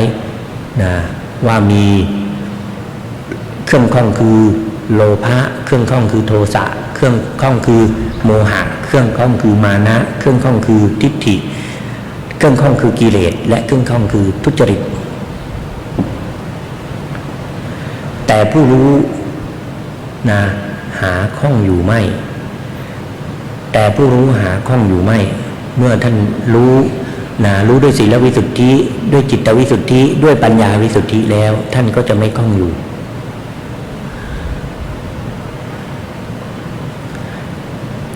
คราวนี้ในส่วนของพระพุทธพจน์ที่เป็นสัตถังสัพพยัญชนะในที่นี้ที่เราจะมาใช้มันมีวิธีการคิดแต่เริ่มต้นที่จะคิดแบบง่ายๆก็คือเราต้องยกธรรมะขึ้นมาอันนึงแล้วเราก็ลองคิดตามๆไปอย่างเช่นรูปประขันเรายกคำว่ารูปประขันมาเราก็เอาทุกขะเข้าไปใส่รูปประขันทุกแล้วก็เอาทุกขสมุทัยไปใส่เป็นรูปประขันทุกขสมุทัยแล้วก็เอาทุกขานิโรธไปใส่ก็คือรูปประขันทุกขานิโรธะแล้วก็อันสุดท้ายก็คือทุกขานิโรธคามินีปฏิปทาไปใส่เป็นรูปประขันทุกขานิโรธคามินีปฏิปทาอันนี้เป็นวิธีการคิดแบบคนที่จะบรรลุธรรมเวลาที่เขาฟังเรื่องรูปปุ๊บเขาก็จะเห็นเหตุของรูปเห็นสถานธรรมที่เป็นเครื่องดับรูปแล้วก็ปฏิปทาที่จะทำให้ถึงความดับรูปเพราะฉะนั้นเวลาพูดถึงเวทนาขันธ์เราก็ต้องคิดให้มันคิด ไว้แบบนี้ว่าบุคคลที่เป็นอุกติตันยูเขาก็จะรู้แบบนี้นะถ้าพูดถึงเวทนาขันธ์ก็เวทนาขันธ์ทุกข์เวทนาขันธ์ทุกขสมุทัยเวทนาขันธ์ทุกขานิโรธเวทนาขันธ์ทุกขานิโรธคามินีปฏิปทาจนถึงนะวิญญาณขันธ์วิญญาณขันธ์ทุกวิญญาณขันธ์ทุกขสมุทัยวิญญาณขันธ์ทุกขนิโรธวิญญาณทุกขันธ์วิญญาณขันธ์ทุกขานิโรธคามินีปฏิปทาวิธีการคิดในเรื่องสัพถังสัพพยัญชนะเนี่ยนะข้อมูลนะถ้าเรามีความรู้อยู่ในส่วนของอริยสัจสี่มันก็จะแนกไม่ยากนะอย่างเรายกง่ายๆอย่างเช่นศีลนะข้อที่หนึ่งที่อาตมาให้ไปเมื่อตอนเบื้องต้นศีลข้อที่หนึ่งนะมันมีอริยสัจสี่ไหมลองมาคิดตามดูนะปานาติปาตาเวรมณีสิกขาปะทังสมาธิยามิข้าพเจ้าขอสมาทานสิกขาบทนะคือนะการงดเว้นนะจากนะปานาติบาตคือเจตนาเป็นเครื่องยังชีวิตสัตว์ให้ตกล่วงไปโดยเร็วนะคราวนี้ถ้าเรามาคิดถึงว่าในไปแบบนี้เนี่ยอะไรคือเป็นทุกข์อะไรคือเป็นทุกขสมุทัยอะไรเป็นทุกขนิโรธอะไรเป็นทุกขนิโรธการมีปฏิปทาเราก็ต้องมาดูก่อนทุกข์ก็คือโลยจิต8 1 เจสิก5 11เว้นโลภะนะเป็นทุกขอริยสัจสมุทัยก็คือตัวโลภะนะในทุกสูตรนะถ้าคิดคล้อยตามคัมภีร์สติปัฏฐานอัตถกถานะคำว่าตัณหาในที่นี้นะนิโรธะในที่นี้ที่เป็นสมุทัยสัตว์ก็เอาปุริมะตัณหาซึ่งถ้าพูดถึงปุริมะตัณหาแล้วการคิดหาสมุทัยง่ายนะแล้วก็นะนิโรธสัตว์ก็คือธรรมะที่เป็นอารมณ์นะเป็นอารมณปัจจัยให้กับนิโรธคามทุกการนิโรธคามมีปฏิปทาก็คือมรรคคราวนี้ในปานาติปาตาเวรมณีสิกขาปะทังสมาธิยามิถ้าเราลงมาแยกไปดูเป็นบทปานะถ้าว่าโดยโวหารได้แก่สัตว์ถ้าว่าโดยปรมัตถ์ได้แก่ชีวิตอินทรีย์ชีวิตอินทรีย์ที่มีทั้งเป็นปัจจุบันอดีตอนาคตในที่นี้มุ่งหมายเอาชีวิตอินทรีย์ที่เป็นปัจจุบันรูปชีวิตอินทรีย์นะเพราะว่านามชีวิตอินทรีย์นั้นฆ่ากันไม่ได้มันก็เกิดขึ้นนะตั้งอยู่แล้วก็ดับไปถ้าว่าโดยสภาวะธรรมนะสภาวะธรรมแล้วเป็นเช่นนั้นแต่คราวนี้ไอ้คำว่าปานะในที่นั้นเนี่ยที่ชีวิตอินทรีย์หมายถึงรูปขันธ์การที่จะทำปานาติบาตนะทำได้ในกามภูมินะรูปภูมิทำได้ไหมไม่ได้อรูปภูมิทำได้ไหมไม่ได้เพราะนั้นกามภูมิเป็นที่เกิดของขันธ์ห้าเพราะฉะนั้นคำว่าปานะในที่นั้นนะหมายถึงนะไม่ใช่รูปขันธ์อย่างเดียวหมายถึงนามขันธ์สี่ด้วยนะแล้วก็อติปาตะนะได้แก่เจตนาที่ทำให้ตกล่วงไปโดยเร็วได้แก่นะเจตนานะที่อยู่ในโทสะโมหจิต2นะที่อยู่ในโทสะโมหจิต2เนี่ยแหละไอ้ตัวเจตนาเจตสิกเนี่ยนะตัวนี้นะแล้วคนที่จะทำปานาติบาตได้ก็ต้องเป็นคนที่มีขันธ์ห้านะมีขันธ์นะมีรูปภูมิเขาก็ไม่ทำปานาติบาตกันเนี่ยรูปภูมิก็ไม่มีเขาก็ไม่ทำปานาติบาตกันเพราะฉะนั้นคำว่าอติปาตะเจตนาในที่นี้ก็มุ่งหมายเอาขันธ์ห้าเหมือนกันนะส่วนคำว่าเวรมณีมีอยู่3ประการนะเวรมณีนะมีสมาทานวิรัตมีสัมปัตตวิรัตมีสมุเฉทวิรัตคำว่านะสมาทานวิรัตนะก็หมายเอาถึงวิรติเจตสิกนะที่มีอารมณ์2อย่างวิรติเจตสิกมีอารมณ์เป็นปรมัตถธรรมโดยส่วนเดียวมีอารมณ์เป็นปรมัตถธรรมโดยส่วนเดียวนะตามสิกขาบทวิพังค์ปัญจสิกขาปทาปริตารมนาสิกขาบท5ก็คือศีล5เป็นปริตธรรมเพราะเป็นวิรติเจตสิกที่อยู่ในมหากุศลจิต8แล้วก็เป็นปริตารมนาเพราะมีนะกามธรรมนั่นแหละเป็นอารมณ์นะส่วนจะมีสำนวนของอัตถกถาบางอย่างเช่นบอกว่าอทินนาทานังสัตตารมนังวาสังขารารมนังวานะอทินนาทานมีสัตว์เป็นอารมณ์บ้างมีสังขารเป็นอารมณ์บ้างการแปลแบบนี้แปลได้แต่ว่า มันไม่สอดคล้องกับอัตถกถาไม่สอดคล้องกับพระบาลีพระบาลีบอกว่ามีปรมัตถ์เป็นอารมณ์นะเป็นปริตารามนามีปรมัตถ์เป็นอารมณ์นะปรมัตถ์ในส่วนของกามาวจระจะไปบอกว่ามีสัตว์เป็นอารมณ์ตรงๆแต่แบบนี้เมื่อเทียบโดยยุติหาละแล้วถือว่าไม่ผ่านนะการจะแปลตามอัตถกถาได้ขยายอธิบายแบบนี้ไว้ว่าคำว่าสัตตารามนังวาในที่นี้ควรจะแปลว่านะกระทำสังขารที่ถึงการนับว่าเป็นสัตว์ให้เป็นอารมณ์นะวิธีการแปลนะจะบอกว่ากาเมสุมิจฉาจารนะที่อาจารย์พวกหนึ่งบอกว่ามีเป็นสัตตารามโนวาก็ต้องแปลเหมือนกันแปลว่านะกาเมสุมิจฉาจารกระทำสังขารที่ถึงการนับว่าเป็นสัตว์ให้เป็นอารมณ์นะเพราะว่าการแปลเช่นนี้เท่านั้นจึงจะไม่ขัดกันกับพระบาลีเพราะพระบาลีบอกว่านะสิกขาบท5มีอารมณ์เป็นปริตธรรมอย่างเดียวในอัตถกถาก็อธิบายอีกนะในการก้าวล่วงศีล5มีอะไรเป็นอารมณ์แม้การเว้นก็มีสิ่งนั้นเป็นอารมณ์เหมือนกันเพราะฉะนั้นไม่ว่าจะเป็นเจตนาที่ก้าวล่วงศีล5ก็ดีเจตนาที่จะงดเว้นจากศีล5ก็ดีต่างมีอารมณ์เป็นอันเดียวกันเพราะนั้นวิรติเจตสิกที่บอกว่ามีวิรมีตัพพวัตถุเป็นอารมณ์เนี่ยหมายถึงมีถ้าเป็นสมาทานวิรัตสัมปัตตวิรัตให้รู้ว่ามีปริตธรรมเป็นอารมณ์มีกามาวจรธรรมเป็นอารมณ์เท่านั้นไม่มีบัญญัติธรรมเป็นอารมณ์แล้วก็มีอารมณ์ได้สองการที่หนึ่งคืออนาคตการการที่สองคือปัจจุบันการอนาคตการหมายความว่าในขณะที่เรามีความตั้งใจว่าข้าพเจ้าขอสมาทานสิกขาบทคือการงดเว้นจากเจตนาเป็นเครื่องยังชีวิตสัตว์ให้ตกไปโดยเร็วตอนนี้เนี่ยชีวิตของสัตว์ยังไม่มีอยู่เฉพาะหน้าเพราะฉะนั้นในช่วงสมาทานตอนนั้นวิรติเจตสิกมีอนาคตเป็นอารมณ์แต่ในขณะที่เว้นได้จริงๆตอนนั้นมีปัจจุบันเป็นอารมณ์เพราะฉะนั้นสมาทานวิรัติจึงมีอารมณ์อยู่สองการคือปัจจุบันและอนาคตและปัจจุบันส่วนสัมปัตตวิรัติไม่มีการสมาทานมาก่อนจะมีได้ก็เฉพาะปัจจุบันเป็นอารมณ์เท่านั้นส่วนสมุจเฉทวิรัตินั้นมีนิพพานเป็นอารมณ์ไม่ได้พูดถึงในที่นี้ก็นี้เมื่อทำอย่างหนึ่งพูดถึงเวรมณีไว้ข้าพเจ้าขอสมาทานสิกขาบทถ้าตามลักษณะหาละตามลักษณะหาละตามคัมภีร์เนตติก็จะบอกว่าทำเราใดที่มีลักษณะเหมือนกันเมื่อทำบางส่วนถูกกล่าวแล้วทำทั้งหมดก็ถือว่าถูกกล่าวไปด้วยเพราะฉะนั้นเนี่ย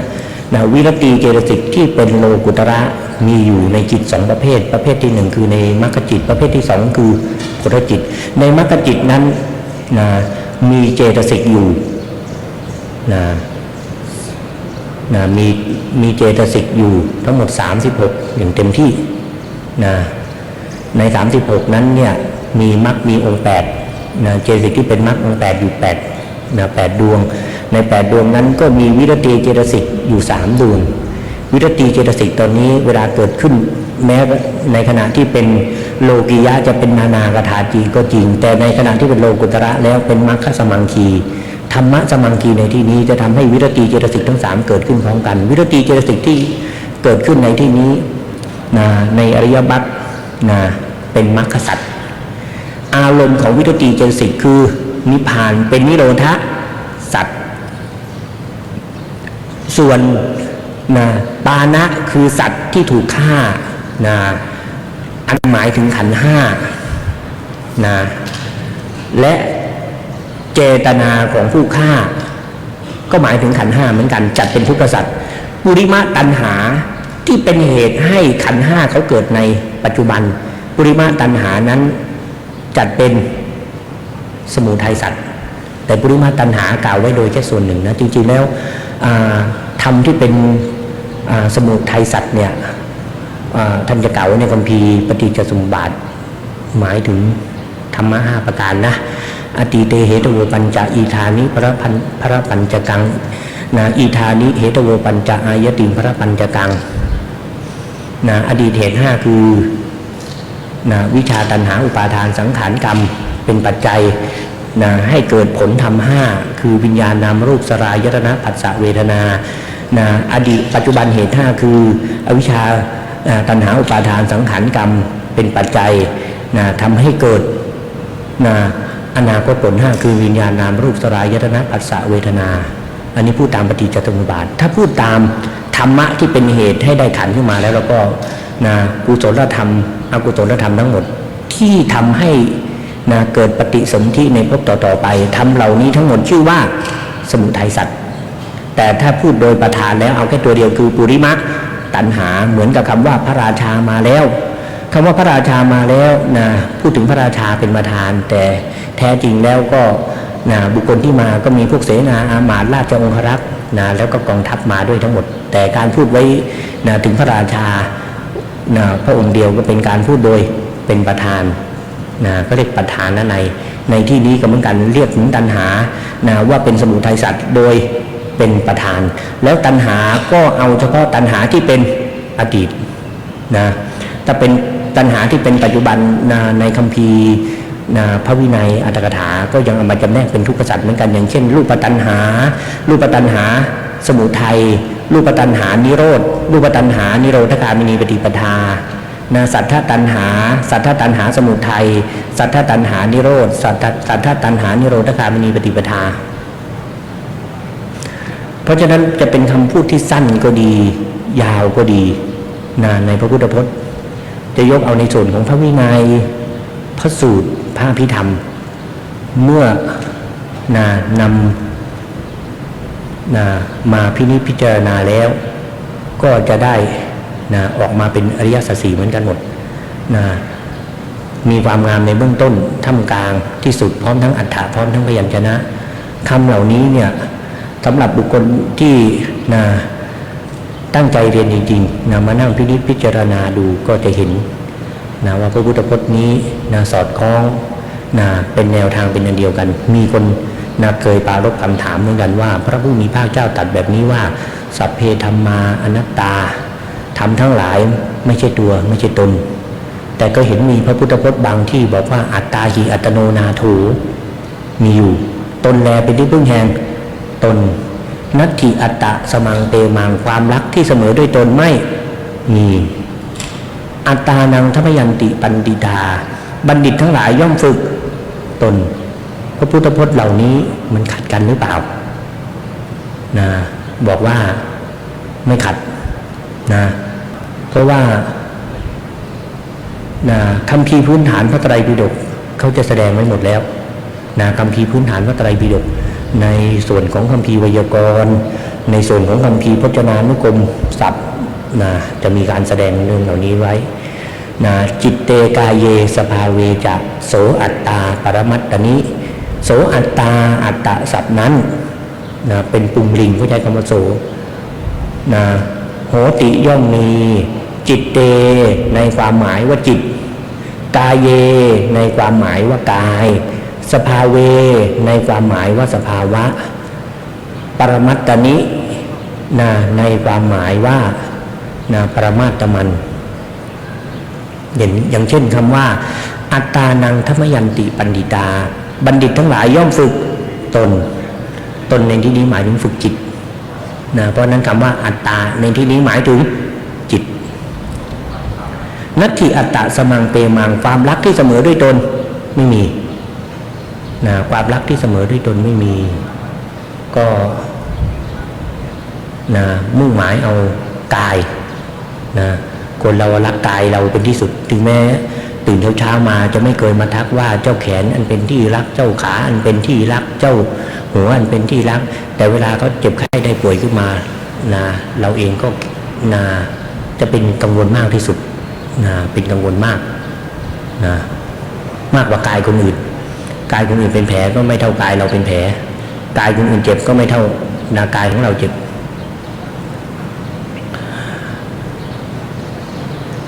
สภาเว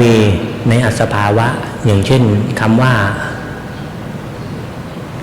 อัตตาหิอัตโนนาโถตนแลเป็นที่พึ่งแห่งตนคำว่าตนในที่นี้หมายถึงสภาวะธรรมสภาวะธรรมนี่กว้างๆแต่สภาวะธรรมนะในประโยคนี้มุ่งหมายเอาสภาวะธรรมที่เป็นกุศลนะกุศลเป็นที่พึ่งพาของสัตว์ทั้งหลายปุญญานิปรโรกัสมิงปฏิฐาโหติปานินังนะบุญทั้งหลายเป็นที่พึ่งพาของสัตว์นะทั้งในโลกนี้และโลกหน้านะเวลาคนจะตายนะคนไหนที่ทำบุญไม่ดีเขามีที่พึ่งดีเขาไม่เกิดความกลัวนะการเป็นที่พึ่งของบุญนั้นเป็นที่พึ่งได้ในขณะปฏิสนธิการทำให้ปฏิสนธิในสุคติภูมินะ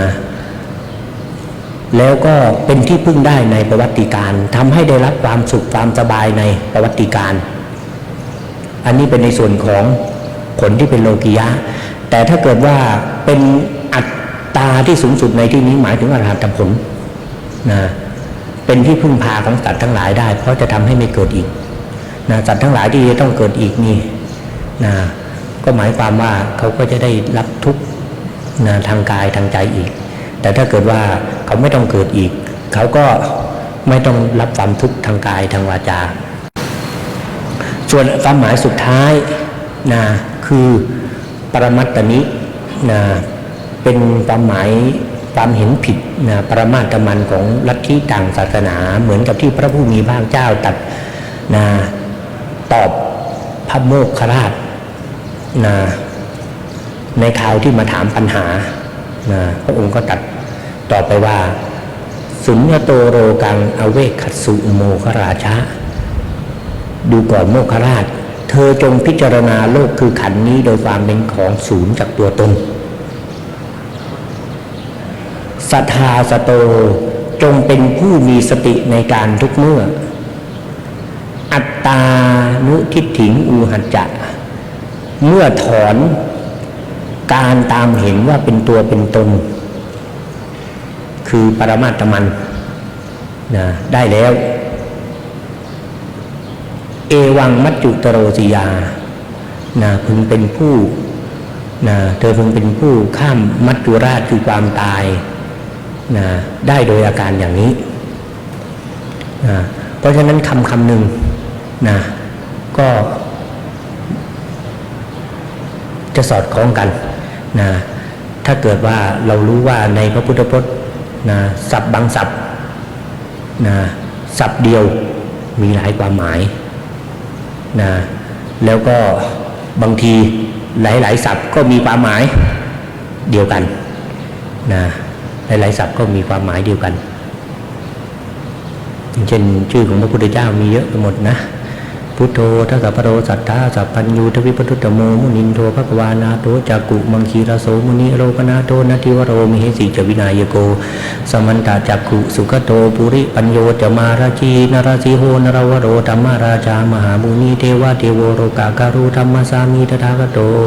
สยัมภูสัมมาสัมพุทโธวรปัญโยจนายโกชิโนสักโกตุสิทธโธสุโธทนิจักโกตโม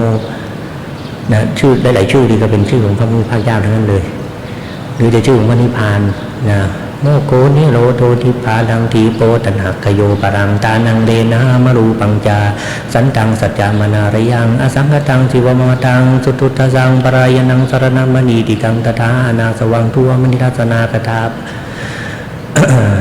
ปโรกีตังนะทุกขคโยพยาพัชชัญจา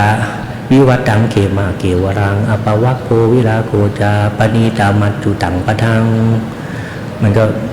นะหลายๆศัพท์แต่มีความหมายเดียวแต่ว่าบางครั้งนะศัพท์เดียวก็มีหลายความหมายเพราะฉะนั้นการเรียนนะพระพุทธพจน์ในส่วนของสัพยัญชนะก็มีความจำเป็นด้วยทำให้เราถือพยัญชนะได้โดยถูกต้องไม่ผิดพลาดนะวิธีการนะรักษาศาสนาของพระเถระแต่โบราณนะท่านจะใช้นะคัมภีร์ที่เป็นพื้นฐานพระไตรปิฎกอยู่4คัมภีร์นะ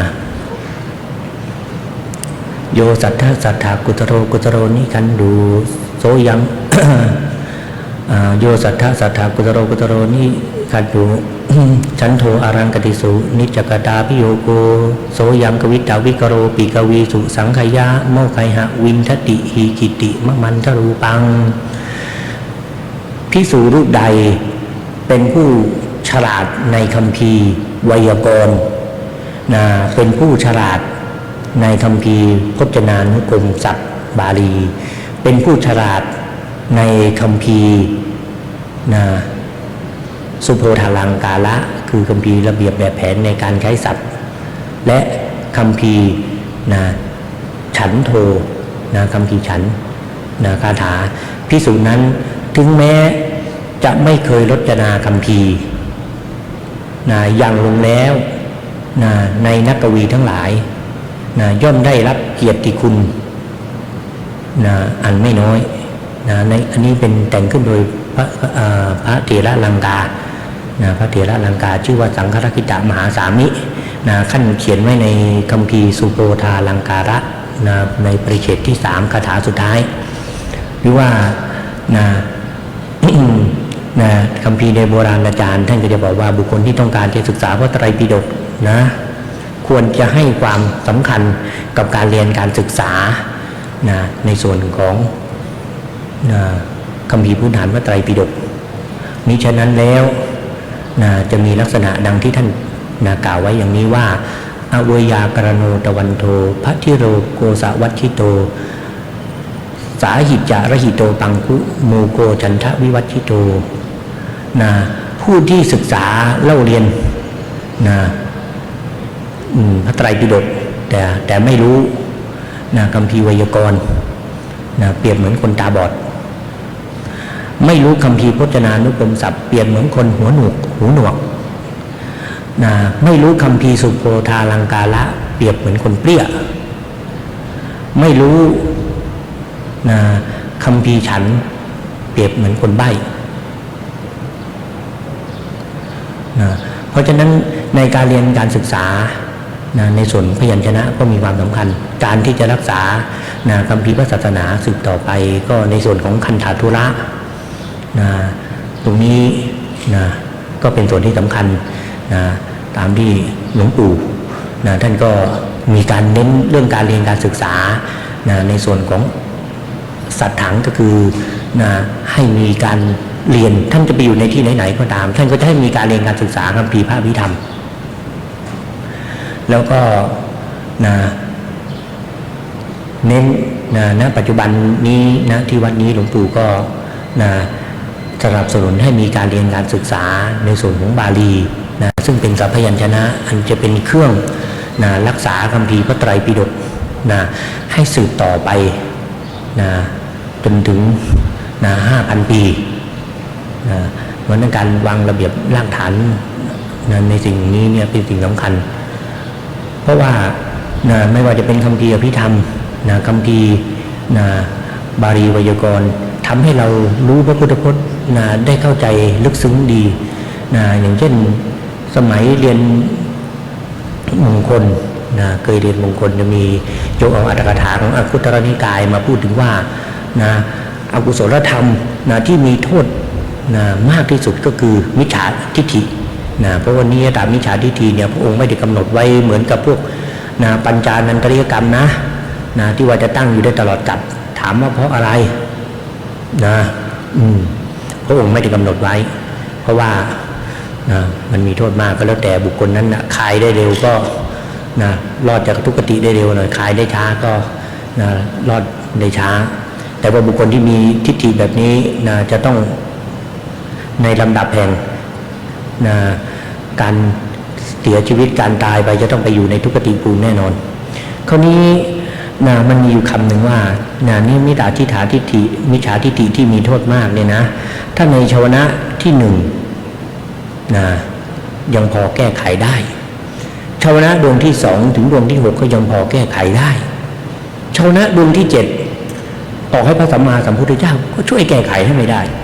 อันนี้ก็แปลกอยู่เหมือนกันนะตามธรรมดาของจิตนิยามเนี่ยเมื่อชาวนะดวงที่1เกิดขึ้นแล้วชาวนะดวงที่2 3 4 5 6 7ถ้าไม่มีเหตุบกพร่องเช่นวิสัญญีภูตการในคราวสรบอติตรุณการในคราวที่เกิดใหม่ๆมุฉาการในคราวที่หลงชาวนะก็ต้องเกิดขึ้น7ขณะอยู่แล้วมันมีได้ยังไงเกิดขึ้นแล้วไปช่วยแก้ไขได้เฉพาะชาวนะดวงที่1ถึงดวงที่6 แต่ดวงที่ 7 ช่วยแก้ไขให้ไม่ได้นะแต่คนไหนเรียนคัมภีร์พิธรรมมาก็เข้าใจง่ายเลยนะพระผู้มีพระเจ้าตรัสเกี่ยวกับเรื่องนี้ไว้ในมิจฉตติกะนะในนิยตติกะนะในนิยตติกะนะมิจฉัตตนิยตาธรรมาสภาวธรรมทั้งหลายนะที่ไม่ใช่สัตว์ไม่ใช่ชีวิตเป็นเพียงแต่สภาวะนิสัจฉัตตะนิสัตตานิชีวะสภาวะ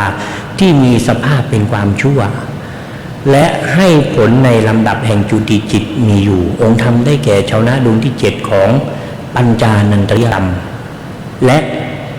ชาวนะดวงที่ 7ของนิยตะมิจฉาทิฏฐิธรรมนะมิจฉาทิฏฐินะเพราะว่าธรรมพวกนี้เนี่ยนะมันเป็นนะชาวนะดวงที่ 7มันเป็นอุปปัชชเวทนียกรรมนะเป็นอุปปัชชเวทนียกรรมธรรมที่จะเป็นนะนิยตะเนี่ยนะเขามุ่งเน้นเอาเฉพาะชาวนะดวงที่ 7เพราะฉะนั้นในอัตถกถาที่พูดไว้ว่าชาวนะดวงที่ 1ถึงชาวนะดวงที่ 6พอแก้ไขได้อันนี้ก็ท่านพูดสอดคล้องกับคัมภีร์นะมาติกาธรรมสังคณีก็นะอธิบายนะมาเป็นข้อก็นะก็มีความชัดเจนได้ส่วนหนึ่งนะในหลายๆส่วนที่ยังไม่ชัดเจนนะก็ขอติดไว้ก่อนนะถ้าใครต้องการที่จะฟังโดยพิสดารก็นะต้องใช้เวลานิดนึงหรือตรงส่วนไหนที่นะอธิบายแล้วนะยังเข้าใจได้ไม่ชัดเจนนะก็หาความรู้เพิ่มเติมเพราะว่าความรู้เนี่ยมันจะมีอยู่4ส่วนที่1ได้จากอาจารย์ส่วนที่2ได้จากความเพียรของตัวเองส่วนที่3ได้จากเพื่อนสหธรรมิกส่วนที่4ได้จากประสบการณ์นะการเรียนการศึกษาการค้นคว้าปาทังอาจริยาปาทัตเตอาจริยาปาทะมาทัตเต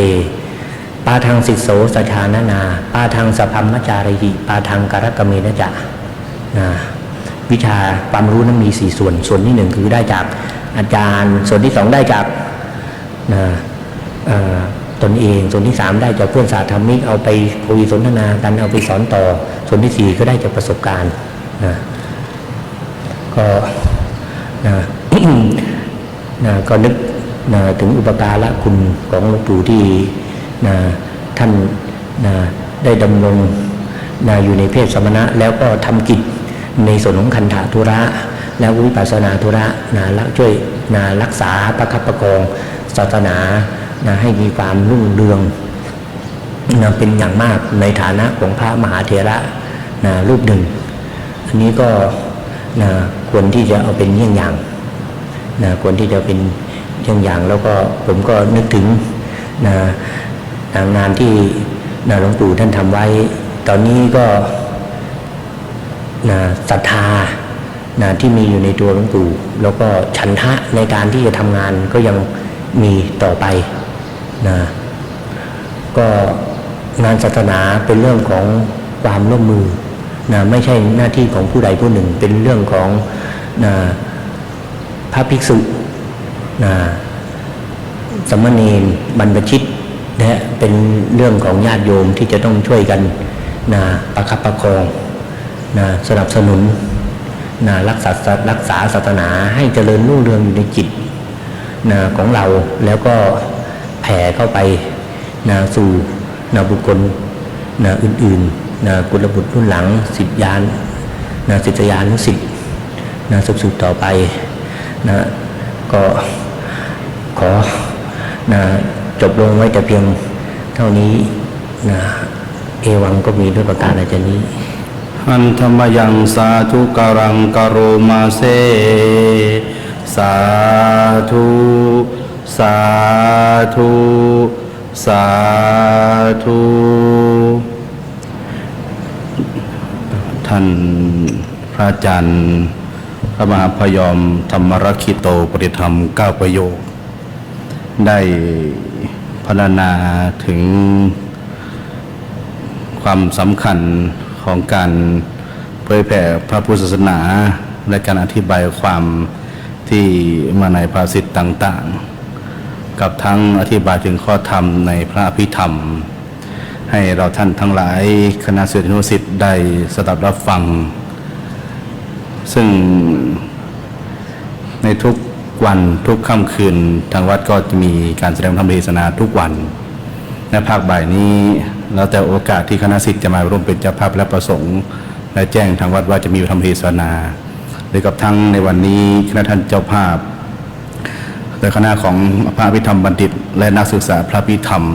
ก็ได้อาราธนาท่านอาจารย์พระมหาพยอมได้มาแสดงธรรมค่ำคืนนี้หากแม่ชีวัดพระธาตุสีจำทองสนใจจะฟังต่อนิมนต์ขอเชิญไปฟังที่วัดลำเปิงนะฮะคืนนี้ท่านเทศต่อที่วัดลำเปิงนะครับต่อไปพระสงฆ์อัฐวัครซึ่งเป็นอาจารย์ผู้ทรงพระอภิธรรมจะได้สวดธรรมคาถาอีกจบหนึ่งและหลังจากนั้นพระท่านเจ้าภาพทั้งสองคณะจะได้ถวายกัปปิยพันธ์บูชาธรรมและถวายทายธรรมแด่พระสงฆ์ทั้งนั้นทั้ง9 รูป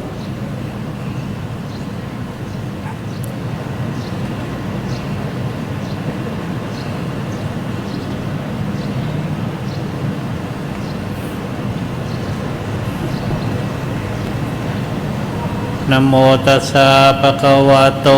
อะระหะโตสัมมาสัมพุทธัสสะนะโมตัสสะภะคะวะโตอะระหะโตสัมมาสัมพุทธัสสะนะโมตัสสะภะคะวะโตอะระหะโตสัมมาสัมพุทธัสสะกุศลธรรมะอกุศลธรรมะอัพยกตาธรรมะสุขายเวทนายสัพพโยตาธรรมะทุกขายเวทนายสัมปโยตาธรรมะทุกขมสุขายเวทนายสัพพโยตาธรรมะวิปากธรรมะวิปากธรรมะธรรมะเนววิปากนวิปากธรรมะธรรมาอุปาทินนุปาทานิยธรรมาอนุปาทินนุปาทานิย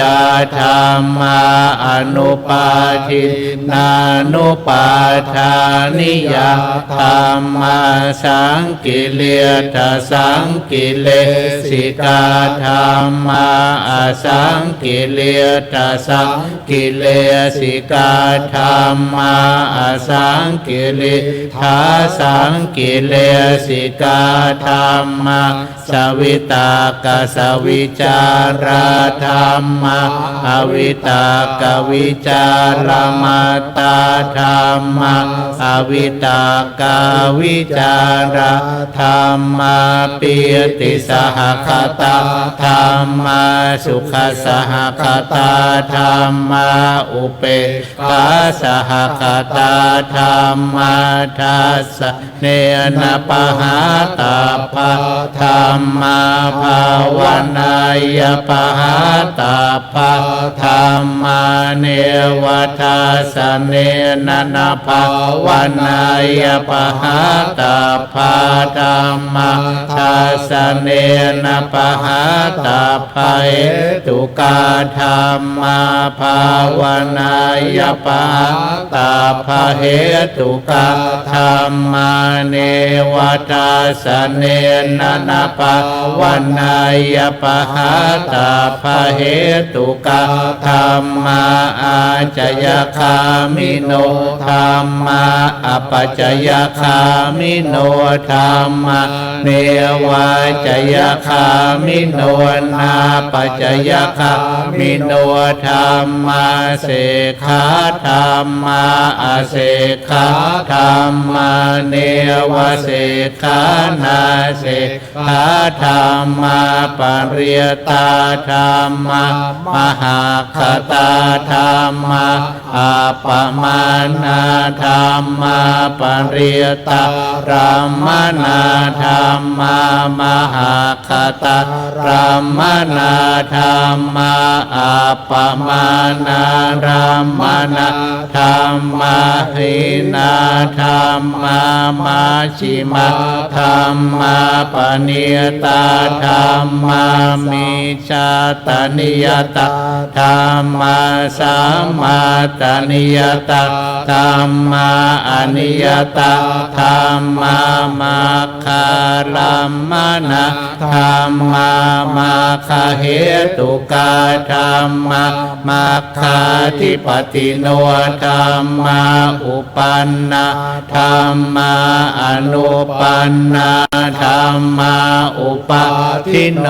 ธรรมะอติยตาธรรมะอนาคตาธรรมะปัจจุปันนาธรรมะอติตารัมมนาธรรมะมหาคตารัมมนาธรรมะอติรัมมนาธรรมะนาค ตาธรรม นาธรรมะ ทาธรรมะ อัตตาวิตาธรรมะตารามนาธรรมะอัจฉาตภาหิทารามนาธรรมะสนิทัสส ส น นสัพปฏิฆาธรรมะอนิทัสสนสัพปฏิฆาธรรมะอนิทัสสนาปฏิฆาธรรมะเหตุปัจจโยอารัมมณปัจจโยอธิปติปัจจโยอนันตลปัจจโยสมนันตลปัจจโยสหชาตปัจจโยอัญญมัญญปัจจโยนิสยปัจจโยอุปนิสยปัจจโยปุเรชาตปัจจโยปัจฉาชาตปัจจโยอาเสวนปัจจโยกรรมปัจจโยวิปากปัจจโยอาหารปัจจโยอินทริยปัจจโยชานะปัจจโยมัคคปัจจโยสัมปยุตตปัจจโยวิปยุตตปัจจโยอาทิปัจจโยนาทิปัจจโยวิคตปัจจโยอวิคตปัจจโย ประสงค์อัตวัคทั้ง8รูปได้สวดธรรมคาถาจบลงลำดับต่อจากนี้ไป ผู้แทนคณะท่านเจ้าภาพจะได้เข้าถวายกัปปิยพันธ์และไทยธรรมตามลำดับดังนี้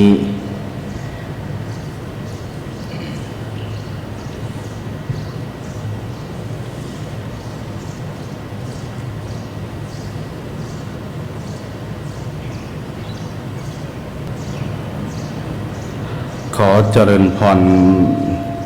เรียนเชิญ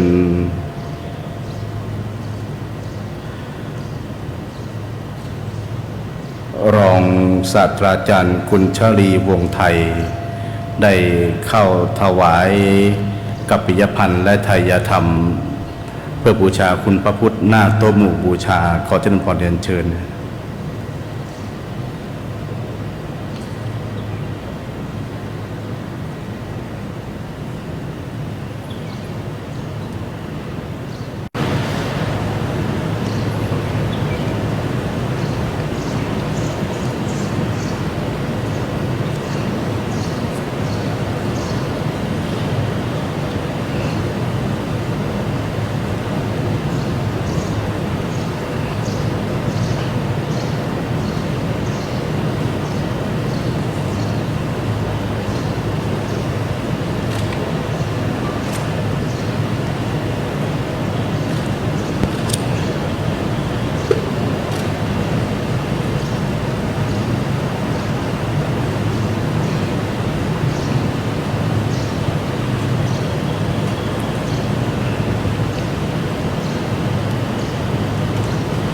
ต่อจากนี้คณะท่านเจ้าภาพจะได้เข้าถวายกัปปิยพันธ์และทายธรรมตามลำดับ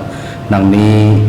กล่าวกับผมขอกราบอาราธนาพระเดชพระคุณท่านเจ้าคุณพระภาวนาธรรมาภิรัตน์รองเจ้าคณะอำเภอเมืองจังหวัดเชียงใหม่เจ้าวัดวัดอำเภอตะโพธารามได้ถวายกัปปิยพันธ์แด่พระสงฆ์ผู้แสดงพระธรรมเทศนาขอกราบอาราธนาครับผม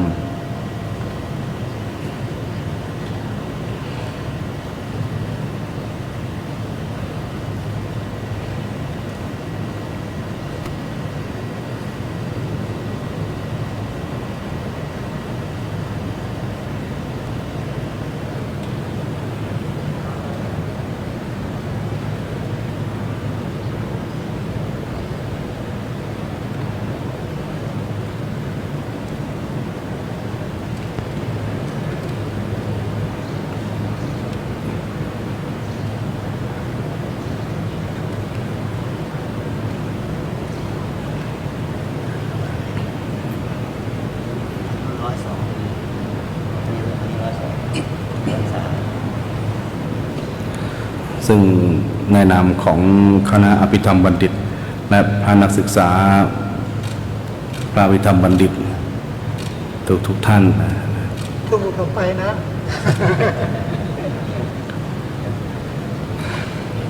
คณะที่สองคณะอาจารย์และสมาคมศิษย์เก่ามหาวิทยาลัยเทคโนโลยีราชมงคลล้านนาลำปางขอเจริญพรเรียนเชิญ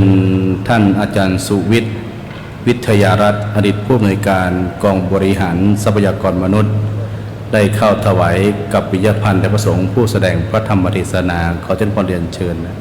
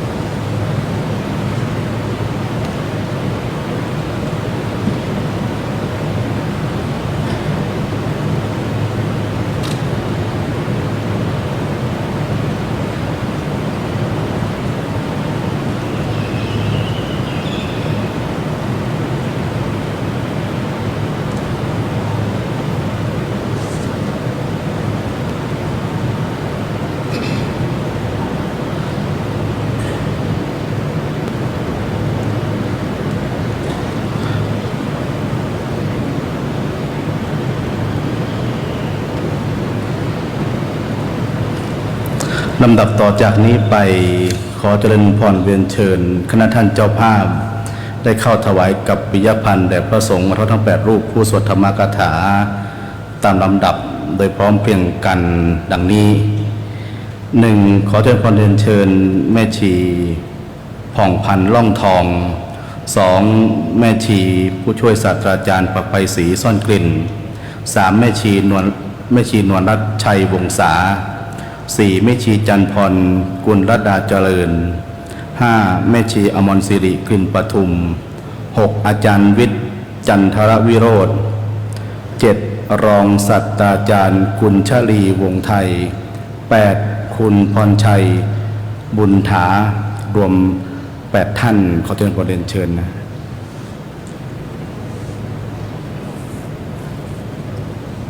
โดยน้อมถวายตั้งแต่พระสงฆ์รูปที่2เป็นต้นไปนะครับ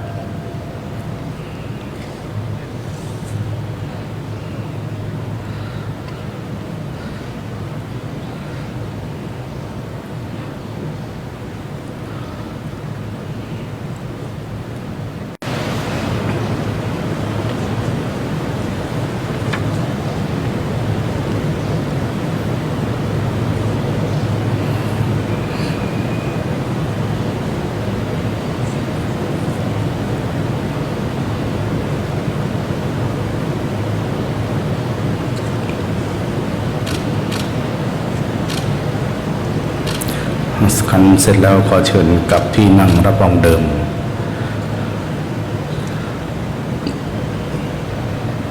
ต่อจากนี้คณะผู้แทนของคณะท่านเจ้าภาพจะได้เข้าถวาย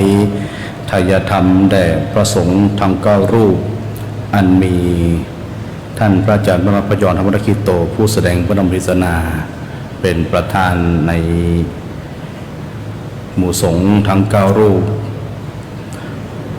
ขอเจริญพรเรียนเชิญท่านผู้มีระดับดังต่อไปนี้น้อมถวายแด่พระสงฆ์ทั้ง9 รูปพระสงฆ์รูปที่1ขอเจริญพรเรียนเชิญแม่ชีสรัญญาวงไวพระสงฆ์รูปที่2ขอเจริญพรเรียนเชิญแม่ชีนิชาพัฒน์อินถาพระสงฆ์รูปที่3ขอเจริญพรเรียนเชิญแม่ชีอัชราบุริมจิตพระสงฆ์รูปที่4ขอเจริญพรเรียนเชิญอาจารย์ชูศรีบุญทองพระสงฆ์รูปที่5ขอเจริญพรเรียนเชิญคุณสุภานีสุพงษ์พัฒนกิจพระสงฆ์รูปที่6ขอเจริญพรเรียนเชิญคุณทิตินันท์จารุจินดาพระสงฆ์รูปที่8ขอเจริญพรเรียนเชิญคุณละลิตาโตคณิชชาติพระสงฆ์รูปที่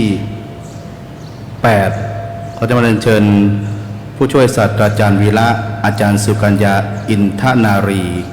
เนี่ยคู่กันนะฮะพระสงฆ์รูปที่9ขอเจริญพรเรียนเชิญผู้ช่วยศาสตราจารย์ดร.อรุณรองศาสตราจารย์สุธีการสดธิกุลถวายพระสงฆ์รูปที่9นะครับรูปที่8รูปที่9นี้2 ท่านนะครับ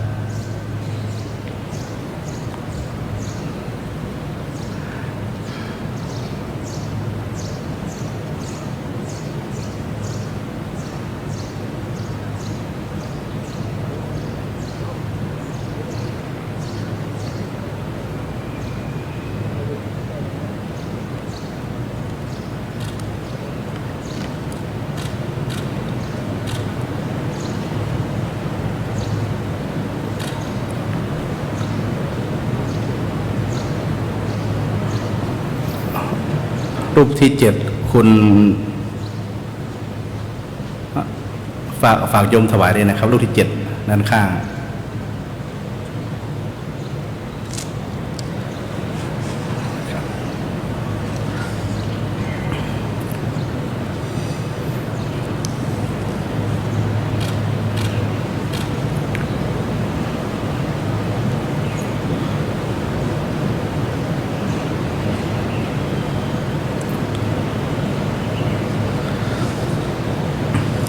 ซึ่งรายนามท่านผู้แทนเข้าถวายวันนี้เขียนมาเป็นลายมือนะฮะบางชื่ออ่านไม่ออกก็เลยตัดออกไปนะครับพอเขียนแจ้งมาต้องขออภัยเป็นอย่างยิ่งแล้วต่อไปคณะศิษย์ผู้ปฏิบัติงานจะได้ลากภูษายงพร้อมทั้งคณะศิษย์ลูกสามเณรวัดพระธาตุศรีจอมทองวรวิหารได้ปฏิบัติหน้าที่ในการเทียบทายาทานและก็ปิยพันธ์ช่วงสุดท้ายนี้คณะสามเณรจะได้เทียบผ้าไตรบางสุกุลโดยวางไว้ด้านหน้าพระสงฆ์ทั้ง9 รูปตามแนวของผ้าภูษายงขอกราบเรียนและขอเจริญพรแจ้งให้ทราบถึงคณะผู้แทนที่จะเข้าทอดผ้าไตรบางสกุลเมื่อจะทอดนั้นก็ขอให้ยกผ้าไตรแล้วทอดวางบนผ้าภูษายงตามแนวขวางหน้าพระสงฆ์ทั้ง9 รูปนะครับขอกราบรัตนาพระเดชพระคุณท่านเจ้าคุณพระภาวนาธรรมาภิรัตน์ทอดผ้าไตรบางสกุลไตรที่1ขอกราบรัตนาท่านพระครูสุวิมลธรรมรัตน์ทอดผ้าไตรพระสงฆ์รูปที่2ขอกราบรัตนาหลวงพ่อพระอาจารย์หลวงพ่อสมานประภัสโรหลวงพ่อท่านมีอายุ102 ปีนะครับทอดผ้าไตรถวายพระสงฆ์รูปที่3ขอรัตนาท่านอาจารย์พระมหาเฉลยอรุโนทอดผ้าไตรพระสงฆ์รูปที่4ขอเจริญพรเรียนเชิญอาจารย์สุวิทย์วิทยารัตน์ทอดผ้าไตรพระสงฆ์รูปที่5ขอเจริญพรเรียนเชิญแม่ชีจันสายเชิดชัยฤทธิ์ทอดผ้าไตรพระสงฆ์รูปที่6ขอเจริญพรเรียนเชิญแม่ชีวชิระยานีแป้นน้อยทอดผ้าไตรพระสงฆ์รูปที่7ขอเจริญพรเรียนเชิญผู้ช่วยศาสตราจารย์สมพรผู้ช่วยศาสตราจารย์ผ่องศรีคุ้มจอหอทั้ง2 ท่านทอดผ้าไตรพระสงฆ์รูปที่8ขอเจริญพรเรียนเชิญอาจารย์อารยะและผู้ช่วยศาสตราจารย์ดร. สุชยาวรามิตรทั้งสองท่านทอดพระไตรประสงค์รูปที่ 9 ขอกราบรัตนาและขอเจริญพรทุกเชิญทุกท่านนะครับ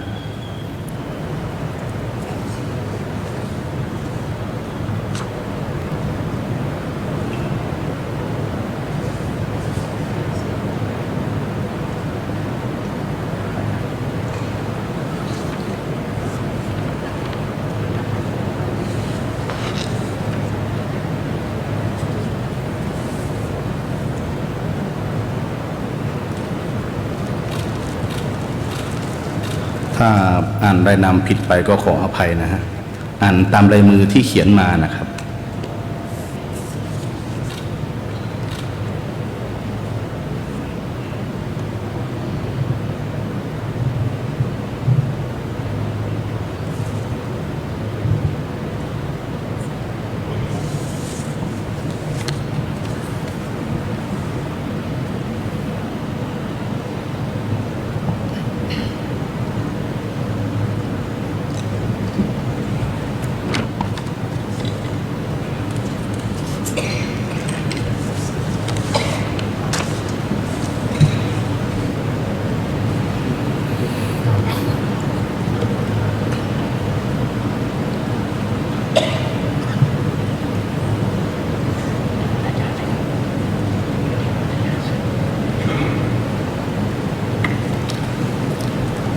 อานิจจา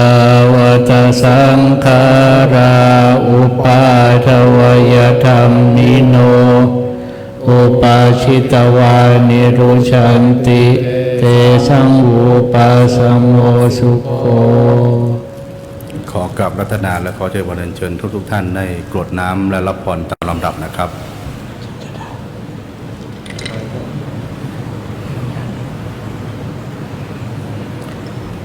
ยะถาวะริวหาปุราปริปุเรนติสาครังเอวเมวะอิโตทินังเปตานังอุปกัปปติอิชิตังปัฏฐิตังตุมหังคิปะเมวะสมิจฉตุสัพเพปุเรนตุสังกปาจันโทปนรสโสยะถามณิโชติระโสยะถาสัพเพติโย วิวาจันตุสัพพะโรโควินาศตุมาเตภวัตวันตรายโยสุขีทีขายุโกภวสัพพิติโยวิวาจันตุสัพพะโรโควินาศตุมาเตภวัตวันตรายโยสุขิติขายุโกภวสัพพิติโย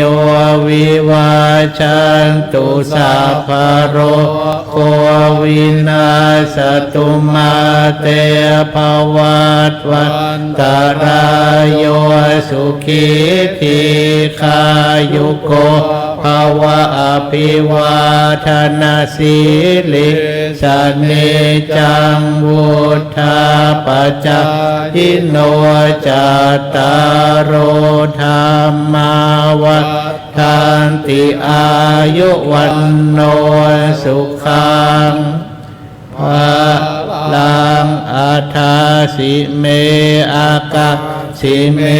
ยาติมิตาสคาจาเมเปตานังทาคินังทาชาปุเพกตมโนสังรังนาหิรุนังวะโชโกวายาวันยาปริเทวันนานาตังเปตานามาทายาเอวะทิทันติยาตโยอายัญจะโคทะ ทินาทินนาสังฆามิสุปฏิทิตาทิคาราตังหิตายาสัทธานาโสอุปกาปฏิโสยาติธรรมโมจะอายังนิทาสิโตเปตานาปุชาจักตาอุลาลาภลัญจะเพียคุณมโนปฏินังตุเมหิปุญญังปสุตังอนัปปกันติภวตุพระมังค กาลังรักขันตุสัพพะเทวตาสัพพะพุทธานุภาเวนะสัทธาโสติภวันตุเตภวตุสัพพะมังคลังรักขันตุสัพพะเทวตาสัพพะธรรมานุภาเวนะสัทธาโสติภวันตุเตภวตุสัพพะมังคลังรักขันตุสัพพะเทวตาสัพพะสังฆานุภาเวนะสัทธาโสติภวันตุเต สาธุสาธุสาธุขอกราบอาราธนาและขอเจริญเชิญทุกท่านได้เจริญจิตตภาวนาเป็นเวลา 97 วินาที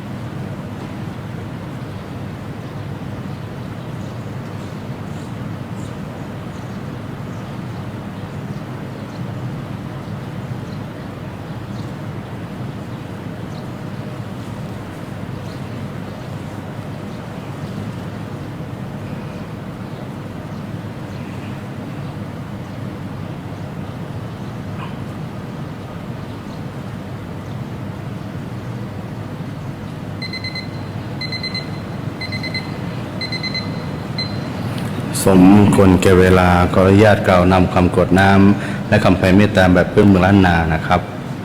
อิตังตานากัมมังนิมปานาปัญจโยโหตุโนเนจังอิทังศีลากัมมังนิมปานาปัญจโยโหตุโนเนจังอิตังภาวนากัมมังนิมปานาปัญจโยโหตุโนเนจังยังกินเจกุสาลังการตามปังกัมมังสัมเพกาเตหิกาตังปุญญังโนอนุโมทันตุสุนันตุพุนโตเยเทวาสามิงคาเนอาทิกาตาทิกายุกาสัทธาหุนตุสัมภาสันตานังสุขีอันตานังปาริหารันตุมาตาปิตาสุขีตาหุนตุทุกขาปามุจันตุสัมเพยติกาสุขีตาหุนตุทุกขามปามุจันตุสัมเพอายาติกาสุขีตาหุนตุทุกขามปามุจันตุสัมเพปิสาสัมเพยาขาสัมเพเปตา ขิตาหนตุทุกขาปามุจจันตุสัมเพนะขันตาสุขิตาหนตุทุกขาปามุจจันตุสัมเพเทวาสุขิตาหนตุทุกขาปามุจจันตุสัมเพจาริโยปัญชยาสุขิตาหนตุทุกขาปามุจจันตุสัมภาสัมปันตินังสามินชันตุโววันทามีพุทธังสัมพังเมโทสังฆามัทธาเมพันเตวันทามิธรรมังสัมพังเมโทสังฆามัทธาเมพันเตวันสังฆังสัมพังเมโทสังฆามัทธาเมพันเตวันทามิคุรูปัญชาจาริเยสัมพังเมโทสังฆามัทธาเมพันเตวันทามิกัมมันฐานังโทสังฆามัทธาเมพันเตวันทามิอาราเมพันธาสีมายังสัมพังเมโทสังฆามัทธาเมพันเตวันทามิเจติยัง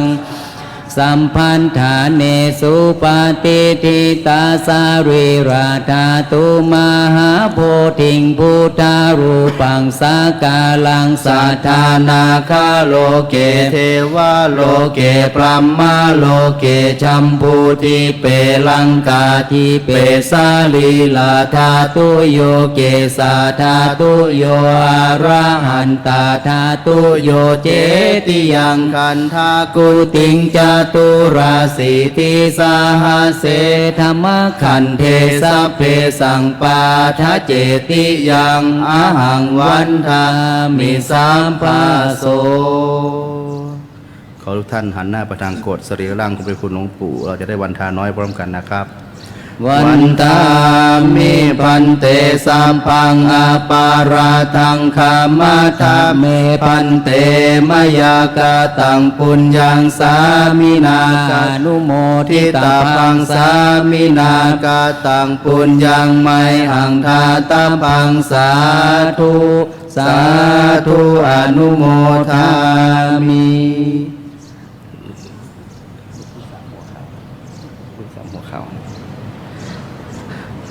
ขอรัตนาและขอเชิญทุกท่านได้วันทาน้อยท่านพระครูสุวิมลธรรมารักษ์โดยพร้อมเพรียงกันนะครับวันทามิพันเตสัพพังอาปาราทังคามาทาเมพันเตมายากาตังปุญญังสามินาอนุโมตาพังสามินากาตังปุญญังไมหังทาตาพังสาธุสาธุอนุโมทามิพุทโธพุทธังรักษาธัมโมธัมมังรักษาสังโฆสังฆังรักษามาตาปิตารักษาอาจาริโยรักษาตีคายุโกอายุวันโนสุขังปะลังสาธุสาธุสาธุขอเชิญทุกท่านได้กราบลาพระไตรัยพร้อมกันอีกครั้งหนึ่งนะครับอะระหังสัมมาสัมพุทโธภะคะวาพุทธังภะคะวันตังอภิวาเทมิสวากขาโตภะคะวะตาธัมโมธัมมังนัมมัสสามิสุปฏิปันโนภะคะวะโตสาวกสังโฆสังฆังนามามิการบำเพ็ญกุศลทักษิณานุปทานทิถวายแด่พระเดชพระคุณหลวงปู่พระพรหมมงคลพระอาจารย์อันเป็นที่เคารพยิ่งของพวกเราท่านทั้งหลายวันนี้มีคณะท่านเจ้าภาพทั้งสองคณะคือคณะที่หนึ่งอภิธรรมบัณฑิตและคณะนักศึกษาพระอภิธรรมนำโดยท่านอาจารย์เจ้าคุณพระภาวนาธรรมาภิรัตน์พร้อมทางคณะสงฆ์ครูบาอาจารย์ทุกรูปและแม่ชีและนักศึกษาพระอภิธรรมคณะที่สองท่านเจ้าภาพโดยคณะอาจารย์และสมาคมศิษย์เก่ามหาวิทยาลัยเทคโนโลยีราช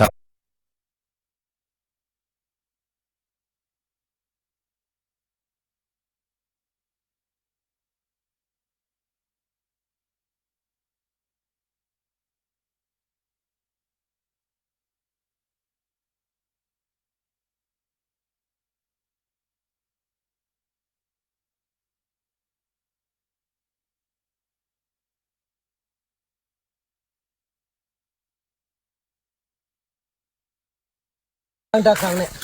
ผมไม่เก้าห้ามาเท่าไหร่ไปจำใจตั้งแต่อเวจีตักถึงภาคกาวาผมลงอนันตาแทนชุดจักรวาลที่สุดที่เสียงว่าไรก้อยเอาญี่ปุ่นพุกเสียเปิ้ลอ่ะนั่งจะเปิ้ลพอไหนมาพัฒนาเรื่องรถกันมาก็ผมพร้อมสาธุการสมมติอันนั้นต่อมาให้นั่นสาธุอนุโมทนาก็โดยอันนั้นเป็นปฐทิพย์ญาตินั่นถ้าจ่อยยิ่งไหมปัตตานุโมทนาจมจืนสาธุยินจมบานสมบุญสิ่งขินตานอวินแต่ผู้ข้าน้อยตั้งหลายถ้าจ่อไว้ในกันในตีขากาลาปังมันยำนี่จริงเดลาถาวาทำสิ้นห้าไม่ยังเพิ่นเต สาธุมายัมพันเตติสาลานินะสาธิปัญจศีลังยาจามะทุติยมปิมายัมพันเตติสาลานินะสาธิปัญจศีลังยาจามะยัมปิมายัมพันเตติสาลานินะสาธิปัญจศีลังยาจามะนะโมตัสสะภะคะวะโตอะระหะโตสัมมาสัมพุทธัสสะนะโมตัสสะภะคะวะโตอะระหะโตสัมมาสัมพุทธัสสะนะโมตัสสะภะคะวะโตอะระหะโตสัมมาสัมพุทธัสสะนะโมตัสสะภะคะวะโตอะระหะโตสัมมาสัมพุทธัสสะนะโมตัสสะภะคะวะโตอะระหะโตสัมมาสัมพุทธัสสะตัสสะภะคะวะโตอะระหะโตสัมมา พุทธัสสะนะกัสสามิใส่ปุ๋งเมื่อเดี๋ยวมันเอาเป็นทันเบี้ยธรรมังสารนังกัสสามิถ้าเจ้าเสียใส่หัวก็ได้สังฆังสารนังกัสสามิตุติยมปิพุทธังสารนังกัสสามิตุติยมปิพุทธังสารนังกัสสามิสารนังกัสสา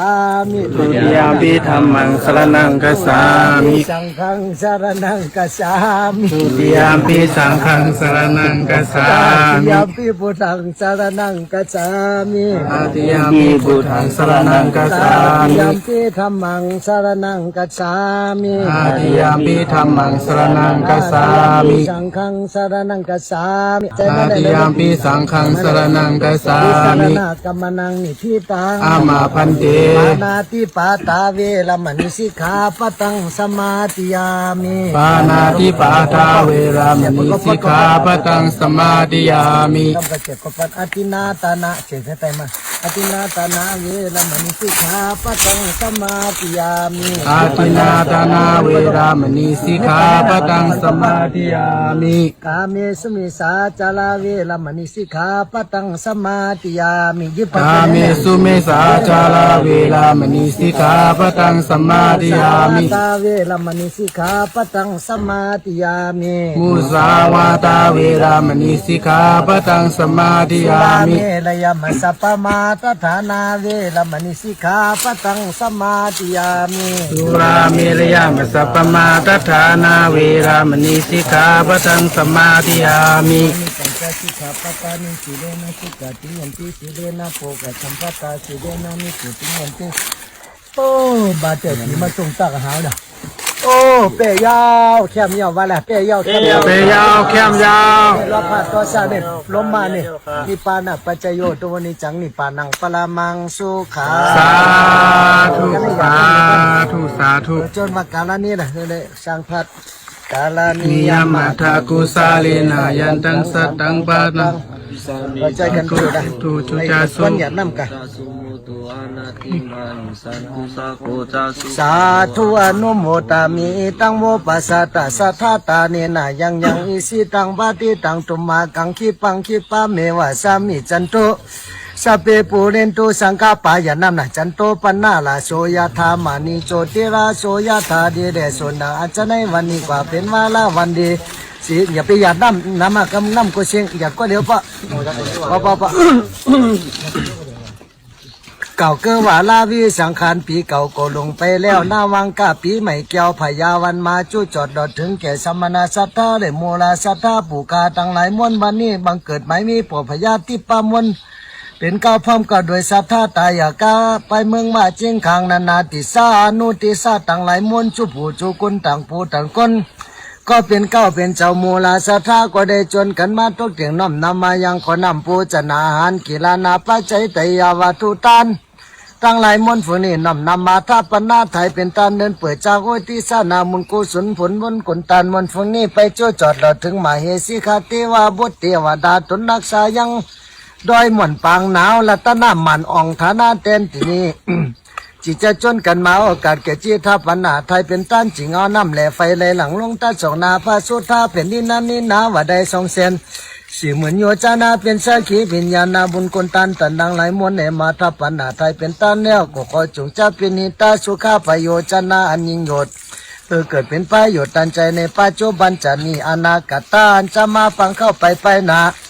เกิดกลายเป็นหนังเกินเงินเกินคำขอเงินขอคำสุวรรณนาวาเลือสะเป้ากำลำมันพาเสดอาจจะนำตันดังหลายเดี๋ยววายขี่คำออกจากวัดตาสงสารเหนือได้ถึงนี้ลาปันเป็นตีเลี้ยวเกิดกลายเป็นหนังมาแก้วตัวจิวาอาสนัยปัทยาคือเขาหอวิสุทธิกองต่อมากาพลาตอนนี้ลาปันเม่นจัดเจ้าไปมาเกิดตายในโลกาวาตาสงสารไล่จากอย่าได้ป้าหมัดปเมกุบาจันเกี่ยวสามหักการเหนือได้กาตำบุญเหนือตันรักษาศีลเมตตาภาวนาไปใจเข้าไกลตัววิ่งเกี่ยวหยอดหมานี่ละปันนาบุญกุนตันมันฟุ้งนี่มีหมากนำมาเห็นเจ้าที่สาฝากไปหายังใหม่สิคาติวาบุตรวาดาตนรักษายังโดยหม่อนปังหนาวตีนี่เป็นข้าวพรมก็โดยพรมมาตีตนรักษายังน้ำตีกินดินที่อยู่ตนรักษายังให้หน้าตากาจังมาเดวกายตนรักษาผู้การายิงใจตนไปก่อนหน้าเนี่ยมาตามหลังนี้พมมาเทวดาลูกค้าเทวดาปปาตาเทวดาปฐทิพย์สุดต้องอธิษฐานนะเดี๋ยวออกเพื่อนผมมีเลยกัดได้ยินวันเมืองเฮาเห็นว่าเป็นใจเป็นมันกุภาษาสักกามาวาจาละพญาอินตาตะกะจีเสซาละ